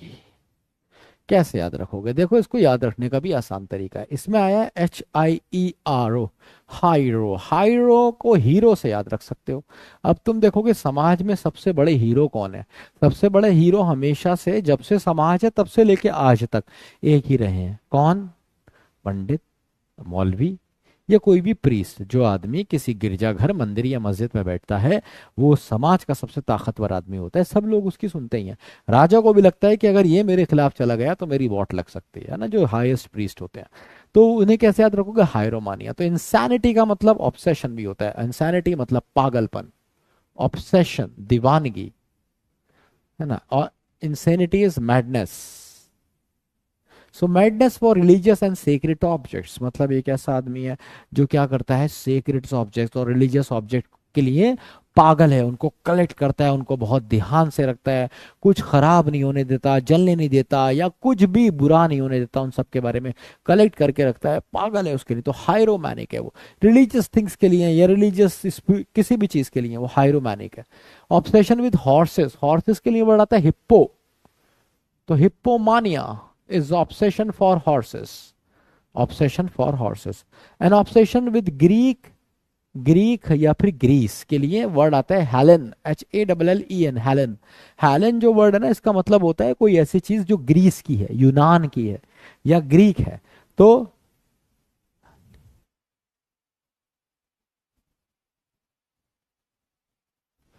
हेलेनोफाइल भी बोलते हैं इसे। फाइल, अभी जो फिल होता है ना, फिल का मतलब बेसिकली लव से होता है, प्यार होना किसी चीज के लिए। तो हेलेनोफाइल इज लव, लव के लिए होता है। पैशन फॉर राइटिंग एपिक्स कुछ नहीं होता, आंसर हो जाएगा इसमें आपका बी। ठीक है, ये याद रखिए, एक नया रूट वर्ड आया फिल, जिसका मतलब लव होता है।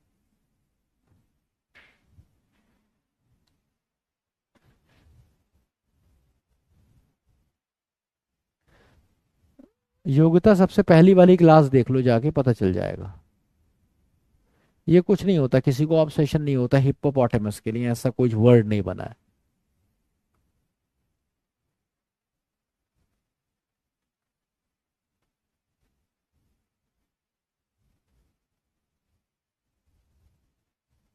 एक और है, पंडित और मौलवी सब बेकार है, सबसे अच्छे राजपूत हैं। यही तो तुम्हारे पागलपन की निशानी है। दिमाग का वो तार सटक गया है जो कभी ठीक ही नहीं होगा। कॉन्सेप्ट समझ में ही नहीं आता है।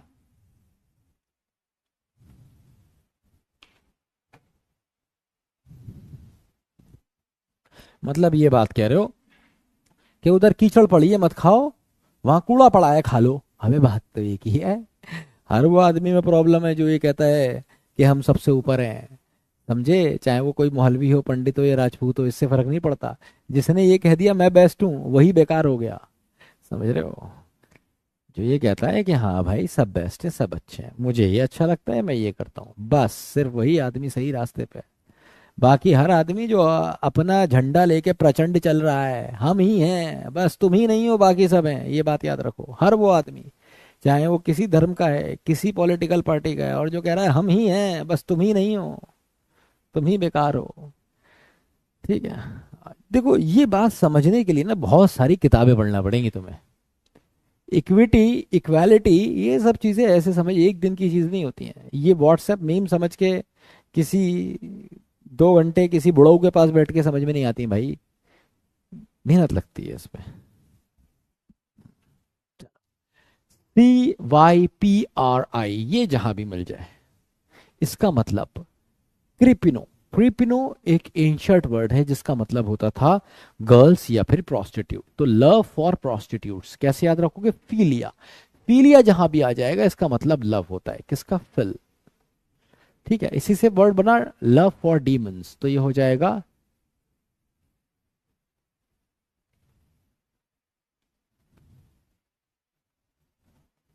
डिमिनोफाइल। एक ऐसा बंदा जिसको प्यार हो किससे?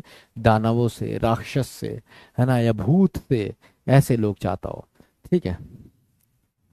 अच्छा, लव फॉर पीपल के लिए कई सारे वर्ड आ जाते हैं।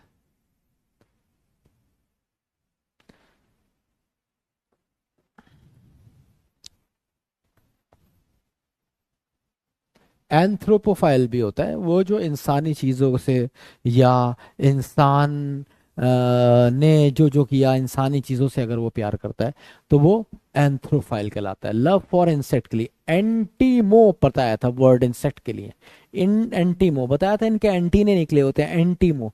तो जहां भी एंटो आता है एंटीने निकले होते हैं, एंटीमो मतलब इंसेक्ट। तो entomophilia is love for insect. तो फाइल लिखोगे तो पर्सन हो जाएगा, और फीलिया लिखोगे तो वो लव हो जाएगा।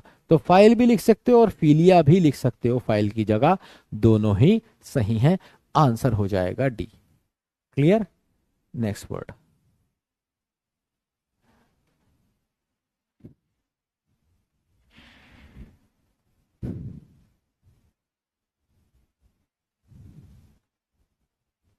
लव और ऑब्सेशन सेम नहीं है। ऑब्सेशन दीवानगी, पागलपन, मैडनेस होती है। लव काम, कूल, कंपोज्ड होता है। फिट्स एंड स्टार्ट का मीनिंग होता है कभी भी शुरू करता है, कैसे भी करता है, कभी नहीं करता है।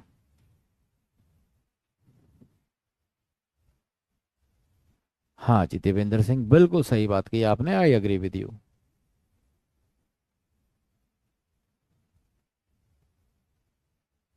पर कोई बात नहीं, इनको भी तो हमें ही सिखाना है। देखो भाई, तुम मेरी क्लास में आते हो ना, मैं चाहूँ इस तरह की तुमसे कोई बात नहीं करूँ, पर मुझे लगता है तुम लोग बहुत छोटे हो, बहुत बच्चे हो, तुम्हें आसानी से ब्रेन वॉश किया जा सकता है। ठीक है, तुम आसानी से कहीं भी जा सकते हो।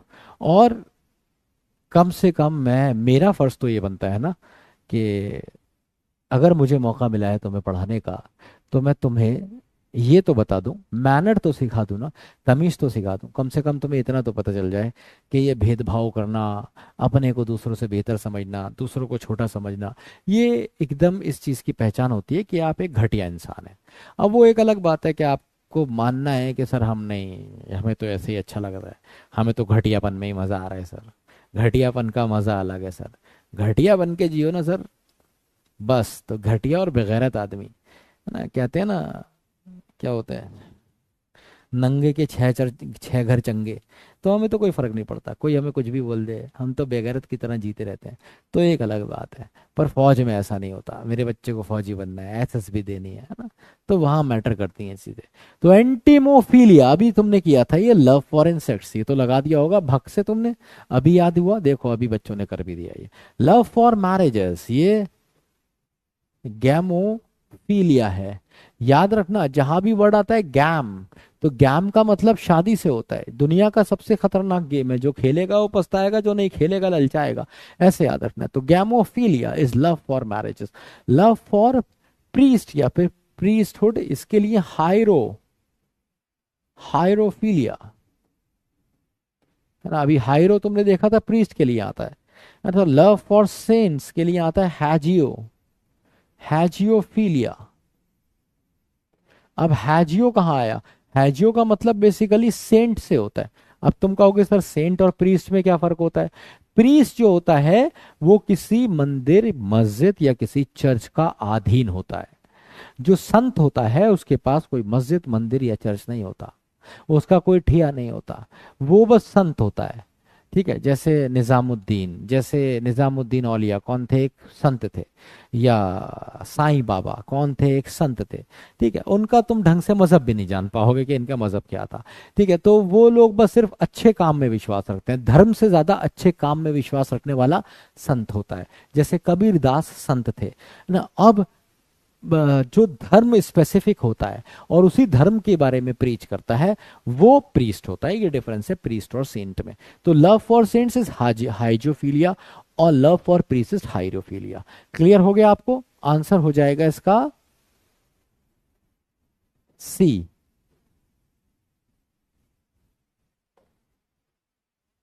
ये भी आपने कर रखा है, ये तो तुम फटाफट कर दोगे।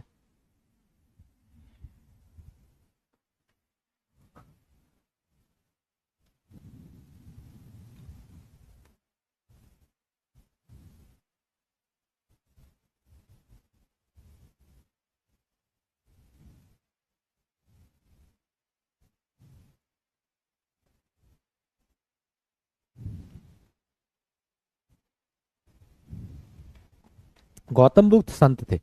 गौतम बुद्ध ने कभी किसी भी मजहब का प्रचार नहीं किया। इनफैक्ट अगर तुम गौर से देखोगे जाके तो तुम्हें कहीं कहीं लगेगा गौतम बुद्ध तो अथीस्ट थे, वो खुद किसी भगवान में नहीं मानते थे। अगर तुम गौर करोगे कहीं कहीं उनकी बहुत सारी बातें मुझे ऐसी लगी कि एथिज्म की तरफ लेके जा रही हैं। कभी कभी वो स्केप्टिसिज्म की तरफ ले गए, और कभी कभी तुमने उन्होंने ऐसा प्रकाश डाला हर एक चीज़ पे कि तुम्हें लगा कि उनसे ज़्यादा जानने वाला कोई नहीं है। तो गौतम बुद्ध अपने आप में एक सब्जेक्ट है पढ़ने के लिए। उनके बारे में एक लाइन बोल देना है ये तो गौतम बुद्ध तो ये थे, ये बेवकूफ़ी है, ये क्या बोलते हैं, ये अ, नादानी है।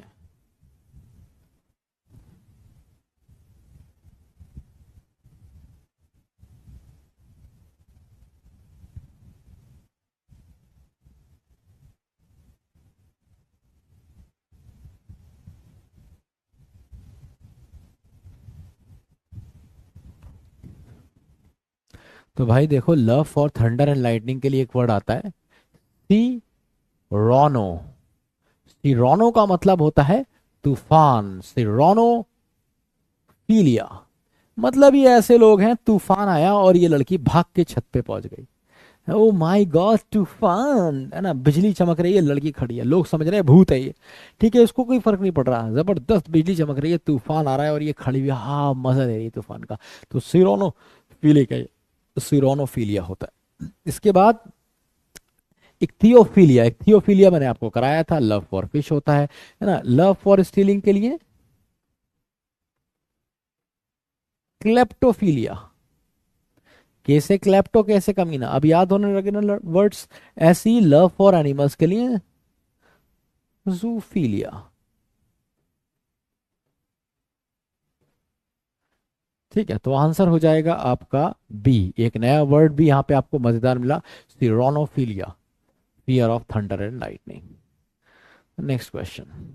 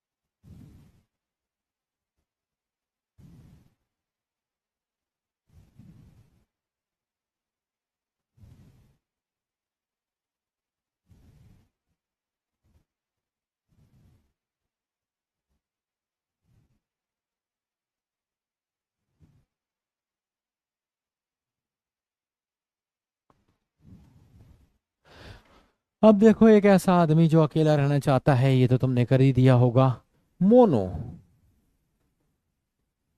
फाइल, अकेला रहना पसंद है इसे। ठीक है, मोनोफाइल है। कॉइमेट्रियोफोरीफिलिया, कॉइमेट्रियोफिलिया का मतलब होता है लव फॉर सिमिट्री, सिमिट्री इसका मतलब होता है ग्रेव, है ना, जो कब्र होती है। एक ऐसा आदमी है जिसे कब्र बड़ी अच्छी लगती है, कहीं कब्रिस्तान से गुजरता है, कहीं पे भी कब्र होती है तो रुक जाते हो, वाह कितनी सुंदर कब्र बनाई है ना, एकदम ऐसा लग रहा है हिमालय पर्वत जैसी, बिल्कुल वाह वाह कितनी सुंदर है। वहीं बैठेगा थोड़ी देर, अच्छा लगेगा, इसे अच्छा लगता है ना, कब्र के पास कब्रिस्तान में इसे अच्छा लगता है। तो लव फॉर सिमेट्रीज इज कॉइमेट्रियोफिलिया। ठीक है, अच्छा, लव फॉर ट्रीज के लिए आता है डेंड्रो, डेंड्रो फीलिया। कैसे याद रखोगे, डेंड्रो मतलब जिसमें डंडियां होती हैं, डेंड्रो डंडियां, ब्रांचेस मतलब ट्रीज, ऐसे याद रखोगे। मैंने इसे ऐसे याद रखा, डेंड्रो मतलब डंडिया, तो dendrophilia is love for trees. Love for missiles, ballistrophilia, missiles बहुत पसंद है, तो बी से बैलिस्ट्रो, बी से बैलिस्टिक मिसाइल्स हमारे पास होते हैं। आर्मी वाले बच्चे को तो एकदम याद हो जाएगा। भाई चारों याद हो गए, आंसर हो जाएगा क्या, ए, लव फॉर सिमिट्रीज। लो भाई, this might be the last question of the day.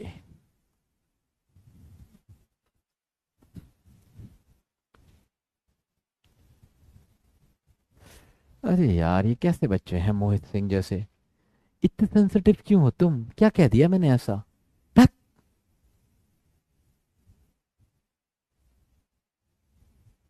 पता नहीं क्या खाते हैं।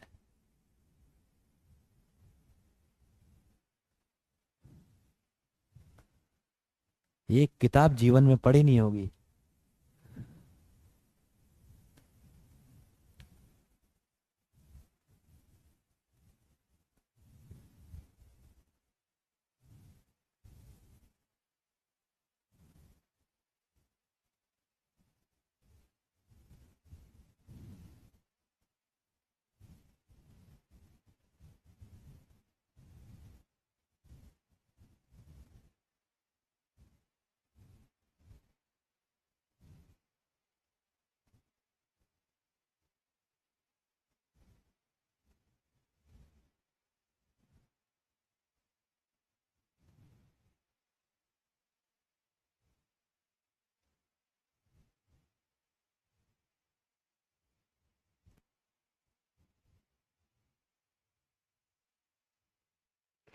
हाँ भाई। काइंसियोलॉजी, काइंसियोलॉजी एक बायोलॉजिकल वर्ड है। कांसियो का मतलब हमारा आता है स्टडी ऑफ मसल मूवमेंट से। B is the correct answer. Study of caves ये हमने लास्ट किया था। पिलियोलॉजी जो तुम्हें मुझे बताया था सर, हमें ये ज्योग्राफी वाले सर ने याद कराया था या उन्होंने बताया था, ये वही वाला वर्ड है स्पीलियोलॉजी। तो B is the correct answer.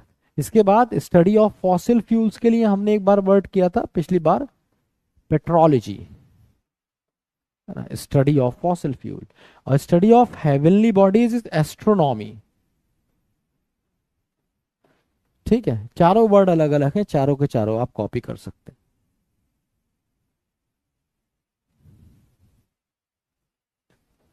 ठीक है, चलिए तो यहां तक तो ये हमारे आज के वर्ड हो गए।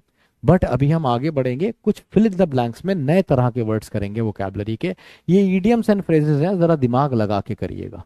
All the best. ईडियम और फ्रेजेस है, एक ईडियम होना है।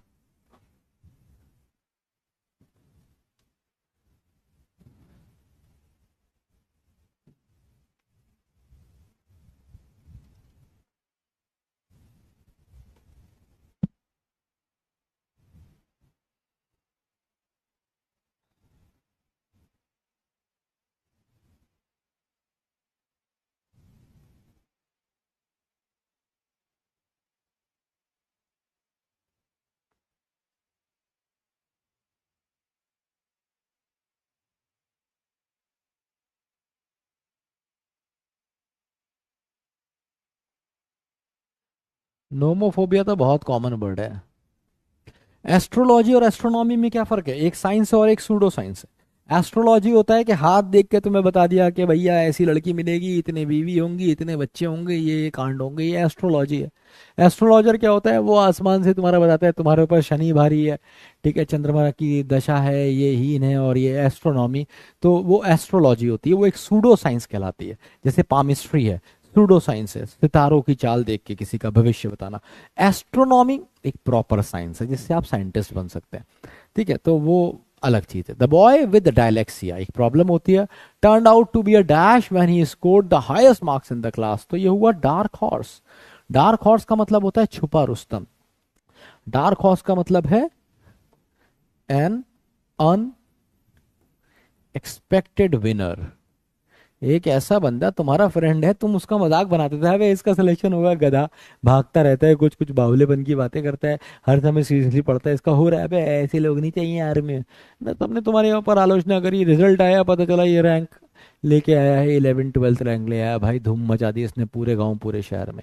तो कौन है ये? डार्क हॉर्स, छुपा रुस्तम निकला ना। ब्लू स्टॉकिंग का मतलब होता है एन एजुकेटेड क्लासी वुमेन। अरे हाय, एक ऐसी औरत जब वो मुंह खोले तो मैं क्या बात है भाई साहब, क्या अंदाजे बयां है, क्या कहने का तरीका है।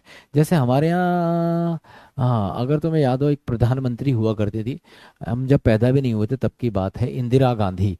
अगर तुम उनकी पुरानी स्पीचेस देखो, ठीक है, कभी देखना मौका मिले तो, या उनके चलने का स्टाइल, बोलने का स्टाइल, जब वो बात करती थी, और ख़ास तौर से जो अंग्रेज़ी वो बोलती थी, तो उस ज़माने में जब मैं भी पैदा नहीं हुआ था, उस ज़माने में वो ऐसे अंग्रेज़ी और ये सब बोलती थी। बड़े से बड़े जर्नलिस्ट की औकात नहीं थी कि बैठ के बात कर ले उनसे उस लेवल पे।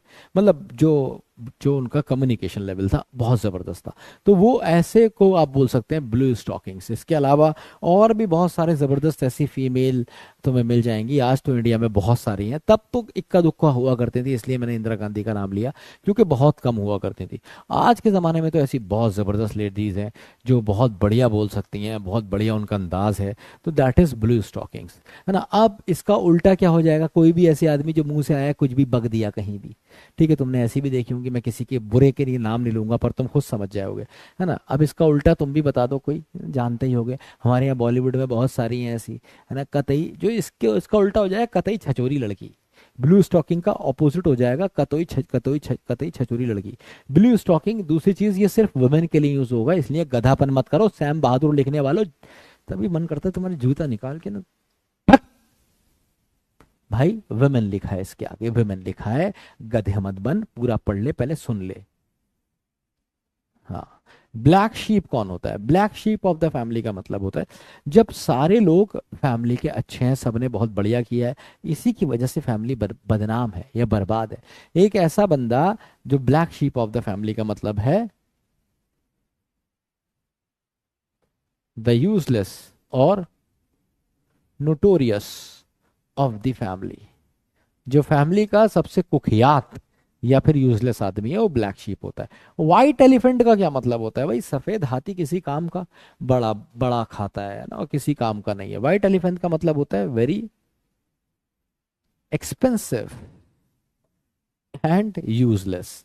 कोई ऐसी चीज जो बड़ी एक्सपेंसिव है और यूजलेस है। जैसे मेरे एक भैया हैं, ये मुरादाबादी रहते हैं, और उनका क्या है ना, एक्सपोर्ट इंपोर्ट का बिजनेस है, पैसा बहुत ज्यादा है, और बाहर कहीं उन्हें ऐसा जाना नहीं होता। टैक्स बचाने के लिए उन्होंने सोचा बढ़िया सी गाड़ी ले लेता हूँ, और उन्होंने मर्सिडीज खरीद ली एक। अब वो खड़ी रहती है, कहीं जाती ही नहीं है। क्यों नहीं जाती है? क्योंकि उसका खर्चा ही इतना है, किसी काम की नहीं है। जब निकलती है तो 60-70 हज़ार की उसकी सर्विस होती है, और फिर खड़ी हो जाती है। तो वो क्या है, उनके लिए वाइट एलिफेंट है। आंसर हो जाएगा आपका इसमें डार्क हॉर्स, सी। फ्रेजल वर्ब आ गया, लगा दीजिए। अच्छा, वो एक अलग चीज है, वो एक अलग चीज है भाई। तो सैम बहादुर वो एक अलग चीज है जो तुम कह रहे हो। सैम बहादुर इंदिरा गांधी से बात करते थे विदाउट हेजिटेशन। ऐसे और भी बहुत सारे लोग थे, सिर्फ सैम बहादुर नहीं थे वो। लेकिन मीडिया की बात कर रहा था ना मैं, मीडिया पर्सन की बात कर रहा था। तुम लोग क्या लिखते हो, क्या समझते हो, एक तो यार। मतलब मैं तुम्हें कुछ भी बताता हूँ ना, तो मुझे ऐसा लगता है यार मैंने क्यों ही बताया इन्हें।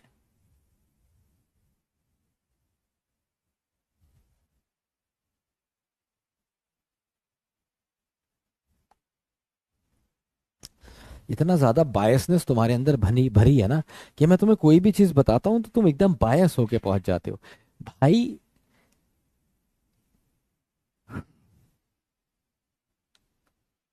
कॉन्सेप्ट को समझने की कोशिश करो।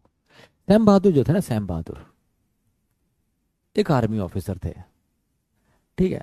और वो अपने आप में एक बहुत अलग पर्सनालिटी थे। इंदिरा गांधी के भगवान भी खड़ा हो जाता ना उनके आगे, तो भी वो ऐसे ही बोलते हैं। तो वो बहुत डिफरेंट पर्सनालिटी थे। मैं यहाँ पे मैंने तुम्हें खास तौर से मैंने बताया, किसी जर्नलिस्ट की औकात नहीं थी। अब इसका मतलब ये थोड़ी है कि उसके सामने कोई बोल ही नहीं पाया। अगर तुम्हारे सामने कोई भी नहीं बोल पाएगा तो तुम तानाशाह हो जाओगे, ठीक है। तो कोई जर्नलिस्ट नहीं बोल पाता था, कोई उल्टी बात उनसे नहीं कर पाता था, सही बात तो वो सबकी सुनती थी।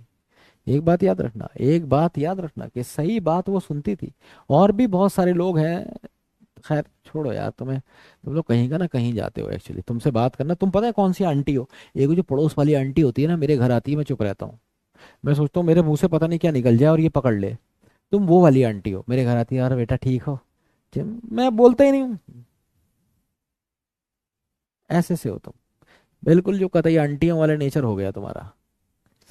हर चीज में पॉलिटिक्स बोलते हो। तो the caring sister stood by, stood by का मतलब क्या होता है? सपोर्ट करना, है ना। कहते नहीं है, I will stand by you, मैं तुम्हारा साथ दूंगा। तो स्टैंड बाय या स्टूड बाय उसकी सेकंड फॉर्म है, तो आंसर हो जाएगा ए। स्टूड फॉर का मतलब क्या होता है, हेल्प करना, और स्टूड अगेंस्ट का मतलब होता है अपोज करना। ठीक है, तो आंसर हो जाएगा तुम्हारा stood by A.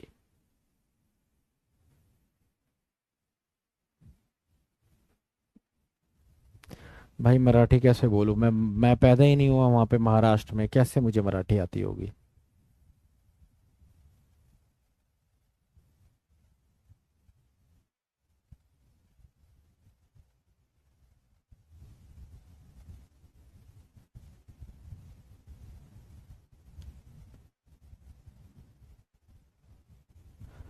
Stood by ही होगा, स्टूड बाय ही बताया है। बायस का मतलब होता है पार्शियल, पक्षपात करने वाले।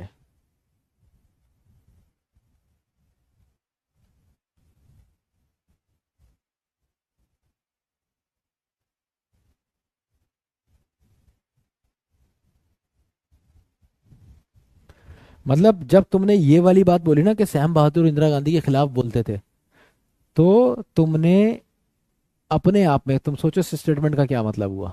इस स्टेटमेंट का मतलब हुआ भला से वो प्रधानमंत्री थी, पर सैम बहादुर के अंदर इतनी हिम्मत थी कि वो उनके खिलाफ बोल सकते थे। और वो खिलाफ नहीं बोलते थे, उनको कोई बात ठीक नहीं लगती थी तो वो साफ बोल दिया करते थे। इसीलिए उनको अप्रिशिएट किया जाता है that he was very out spoken. जो सच था, चाहे उन्हें किसी के सामने बोलना पड़े, वो ब्लंटली बोलते थे। इसीलिए वो सैम बहादुर थे, समझे। और इंदिरा गांधी भी इसीलिए ग्लोरीफाई की गई कि उसने उनकी बात मानी। अगर किसी ने बोला इस तरीके से, कोई चेतु प्रधानमंत्री होता या कोई भी ऐसा होता, तो वो तो बुरा मान जाता, क्या कर लेगा। अंडर आए तो आप प्रोटोकॉल के अंदर ही हो ना, आप कुछ भी कर दो। तुम्हारे कितनी देर लगेगी उस समय, ना तो कैमरास होते थे, कुछ होता थोड़ी था। किसी को आप उठा के अगर बंद कर दो तो किसी की सुनवाई करने वाला भी कुछ नहीं था। ये बात लगभग 1980s के आसपास की, 1970s के आसपास की बात है ये। तो उस समय कुछ भी किसी के साथ गलत किया जा सकता था, बहुत ही आसान था, रोड पे मर्डर हो जाया करते थे, है ना। रोड पे मर्डर छोड़ो, यही चंबल में, ये ग्वालियर के आसपास के एरियो में, चंबल जो कहलाता था, वहां पे डाकू रहा करते थे। वो आते थे रातों रात, रातों रात, और गांव की लड़कियां उठा के ले जाते थे। एक नहीं, जितनी मिलती थी, मर्दों को मार दिया करते थे। ठीक है, बच्चों को, कुछ को उठा के ले गए, कुछ को मार दिया, पूरे गांव लूट लेते थे, अनाज लूट के बीहड़ में गायब हो जाते थे, और उन्हें कोई ढूंढने वाला नहीं था। ठीक है, ये उन दिनों की बातें हैं। तो उस जमाने में बहुत ज्यादा, मतलब रात के 12 बजे के बाद अगर कोई गाड़ी हाईवे से गुजर रही है तो उसे लूट लिया जाता था, बहुत ही कॉमन था। लोग रात में ट्रेवल ही नहीं करते थे। ज्यादा पुरानी बात नहीं है, 35-40 साल पुरानी बात है। फिर ये डिजिटल कैमरास और ये टेक्नोलॉजी आई, लोगों ने हथियार रखना शुरू करे, गवर्नमेंट सख्त हुई। ठीक है, तो ये चीजें आसान हुई, उस जमाने की बात थी। तो उस जमाने में अगर किसी बड़े लेवल पे बैठे आदमी को कोई क्राइम करना हो तो वो कुछ भी कर सकता था, जैसे हिटलर ने करके भी दिखाया। ठीक है, और भी बहुत सारे लोग थे उस जमाने के क्रूअल, जिन्होंने करके भी दिखाया, कर सकते थे। ठीक है, लेकिन ठीक है, उन लोगों को इसीलिए आज अप्रिशिएट करा जाता है। देखो, हमेशा पावर का इस्तेमाल आप दूसरों को बचाने के लिए करेंगे, ना कि बर्बाद करने के लिए। अगर आपने अपनी पावर का इस्तेमाल बचाने के लिए करा है तो ही आप महान हैं ना। इसीलिए बैटमैन और जोकर की लड़ाई में हमेशा बैटमैन महान है। क्यों? क्योंकि वो लड़ रहा है किसके लिए, किसके लिए लड़ रहा है, बचाने के लिए लड़ रहा है। स्पाइडरमैन या कोई भी डीमन के खिलाफ स्पाइडरमैन महान है, क्योंकि वो बचाने के लिए लड़ रहा है।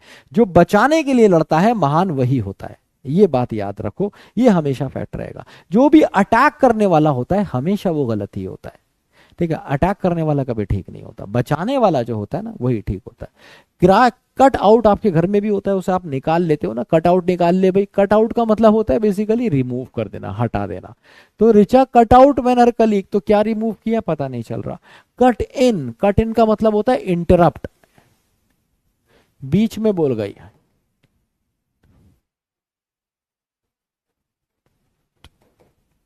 तो आंसर हो जाएगा B, cut of.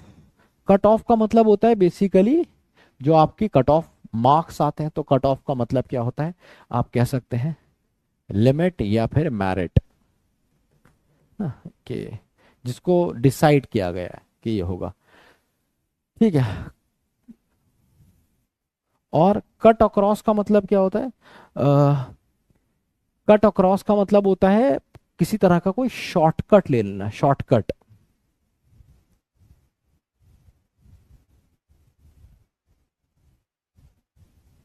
Just one second.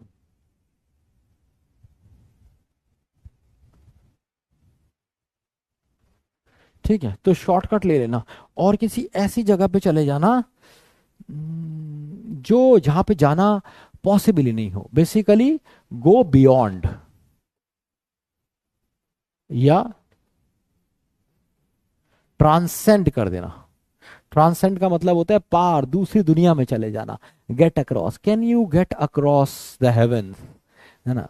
तो आंसर हो जाएगा यहाँ पे बी, इंटरप्ट कर देना।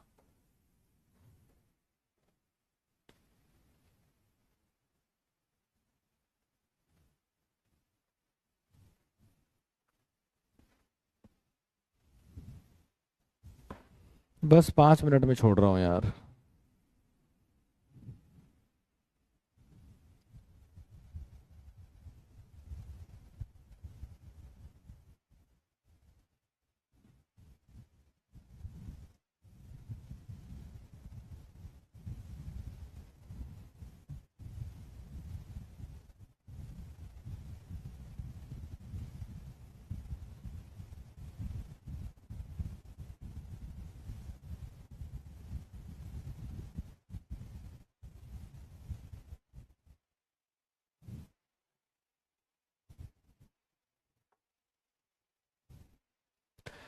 हाँ भाई, ड्रॉप आउट कौन होते हैं? ड्रॉप आउट का मतलब होते हैं the one who is lagging behind,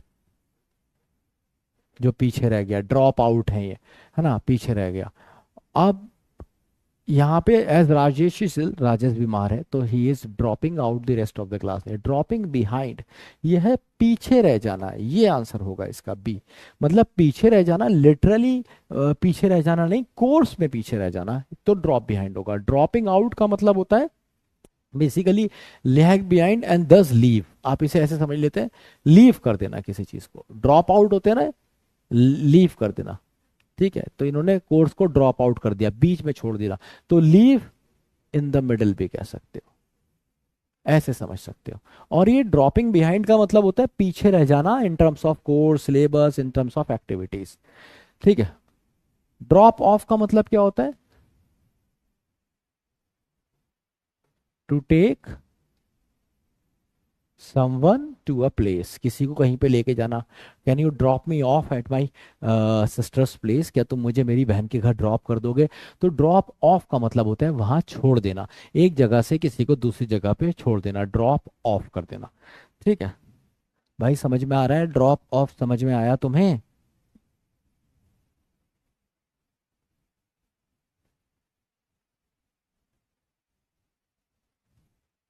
ठीक है, और ड्रॉप इन का मतलब क्या होता है? कहीं पे आ जाना, कम विदाउट इनविटेशन। ठीक है। ही dropped in however I was not expecting him, वो बस आ गया, मैंने उसे एक्सपेक्ट नहीं किया था। तो ड्रॉप्ड इन का मतलब क्या होता है? बिना बिना उसके आ जाना, इनविटेशन के। तो ये थी हमारी आज की क्लास, और आज की जो रैंक्स हैं उसमें मैं ध्रुव देश पांडे को देख पा रहा हूँ नंबर 1 पे। उसके बाद प्रयागनाथ, फिर मयंक, गौतम, राव साहब, आंचल, वैभव, मिस्टर अननोन, निहारिका और त्रिशा। आज के आपके नंबर बहुत बेकार आए हैं। तो आज रूट वर्ड्स थे, वो कैप की क्लास थी, आपने बहुत सारे सीखा। आपने मल्टीपल रूट्स सीखे आज, मल्टीपल रूट सीखे, उस पे आपने क्वेश्चंस भी लगाए, कुछ ईडियम्स भी सीखे, कुछ अलग तरह की भी वोकेबलरी सीखी। मुझे ज़रूर बताइएगा क्लास कैसी लगी, पर पहले लगाते हैं डीपीपी। बहुत सारे वर्ड मिलेंगे तुम्हें। The statical study of human population specially with reference to size and density, तो इसे बोलते हैं क्या? डेमोग्राफी, डेमोग्राफी बोलते हैं। B is the correct answer. ठीक है, इसके बाद नेक्स्ट वर्ड, ईटिंग और wanting large amount of fuels is voracious, भुक्कड़ होता है वोरेशियस, इस भुक्कड़।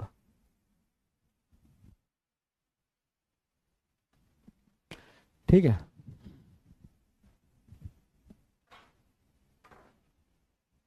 वोरेशियस। कार्निवोरस, कार्न का मतलब मीट होता है, तो ये मीट खाने वाले।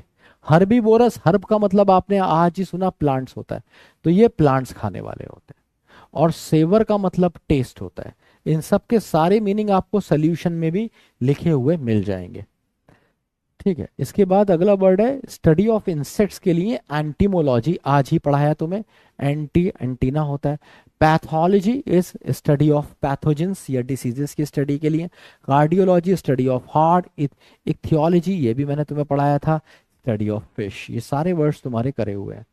इसके बाद अगला वर्ड आता है तुम्हारा one who talks a lot is loquacious is the correct answer. Colloquial का मतलब कन्वर्सेशन होता है, बातचीत होती है। सोलोलॉक्यू, एलोक्वेशन सब कराए तुम्हें। सोलिलॉक्यू का मतलब होता है टॉकिंग टू वन सेल्फ, और एलोक्वेशन का मतलब होता है क्लैरिटी के साथ बात करना। सारे कराए आपको ये।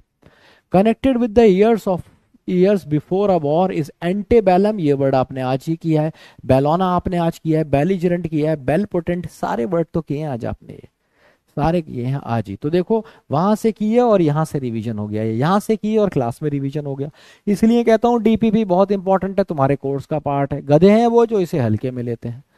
चलो, to make somebody feels less angry about something, वो होता है प्लाकेट। प्लाकेट का मतलब होता है सूत, किसी की पीड़ा को, उत्पीड़न को कम कर देना। प्लासिड का मतलब होता है सॉफ्ट। कॉम्प्लेसेंट होता है सेटिस्फाइड। और इम्प्लाकेबल का मतलब होता है जिसको ठंडा नहीं किया जा सकता। एंग्री है, इम्प्लेकेबल है, इसको ठंडा नहीं कर सकते तो ना, जिसको सूद नहीं कर सकते, implacable. Angry and full of strong bitter feelings, तो एक्रीमोनियस होता है। ए इज द करेक्ट आंसर। भाई एक एक वर्ड का मीनिंग मैंने आपको दिया है, जरूर देखिएगा शीट में जाके। To make something bigger, louder and stronger is magnify. Don't magnify the problem. Magnanimous होता है जेनरस। मैग्निफिसेंट भी वही होता है, सुंदर, शानदार। और मैग्निलोक्वेंट का मतलब होता है बहुत ही किसी की फ्लैटरी वाली स्पीच। ये सारे के मीनिंग मैंने यहां भी दिए हैं और लास्ट क्लास में आपको रूट वर्ड्स के साथ भी कराए हैं।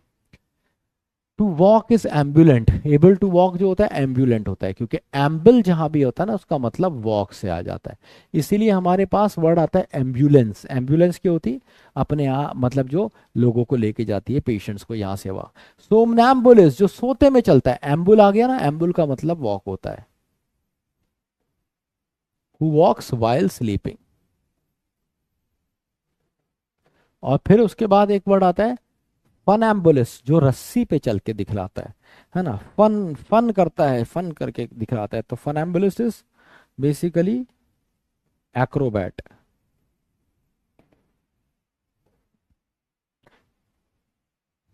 अच्छा भाई, डायरेक्टली, इनडायरेक्टली और अंडरस्टूड, तो इसको बोलते हैं टैसिट, अनकहा। अनकहा is tacit. D.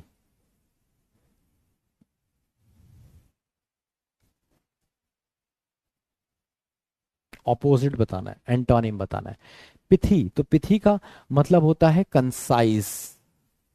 This word is full of pithy observation about how we behave, तो उल्टा हो जाएगा इसका वर्ड ही।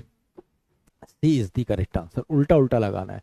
प्रॉफर्ड होता है ऑफर्ड, ये दोनों हो गए सिनोनिम, तो इसका उल्टा हो जाएगा refused. B is the correct answer. पैंड का मतलब होता है क्रिटिसाइज्ड, तो ये दोनों सिनोनिम हो गए, इसका उल्टा हो जाएगा एक्सटॉल्ड। एक्सटॉल्ड का मतलब होता है प्रेस।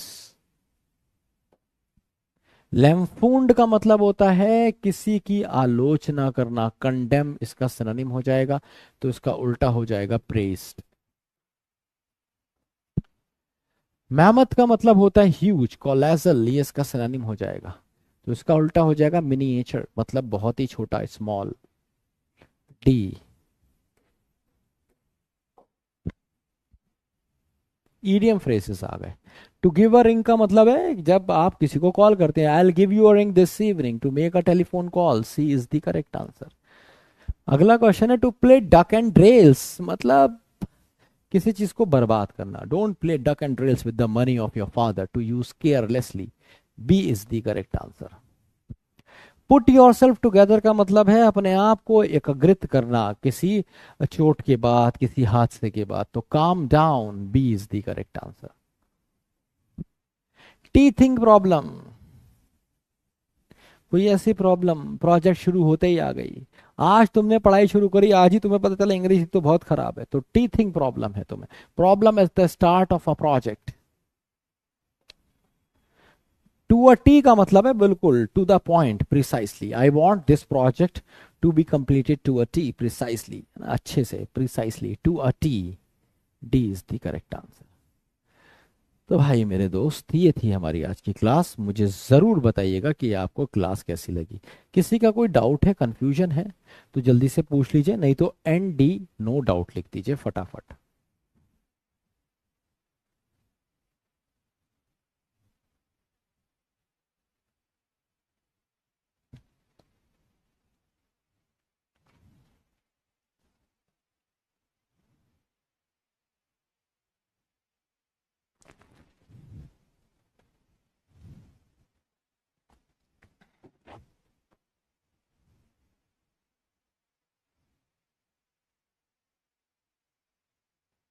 ठीक है, चलिए, तो ज़रूर बताइएगा मुझे कमेंट बॉक्स में भी और रेटिंग करके भी क्लास आपको कैसी लगी। मिलता हूँ आपसे अपनी अगली क्लास में। पढ़ते रहिए, सीखते रहिए और ज़िंदगी में उतारते रहिए। Love you all. जय हिंद, जय भारत।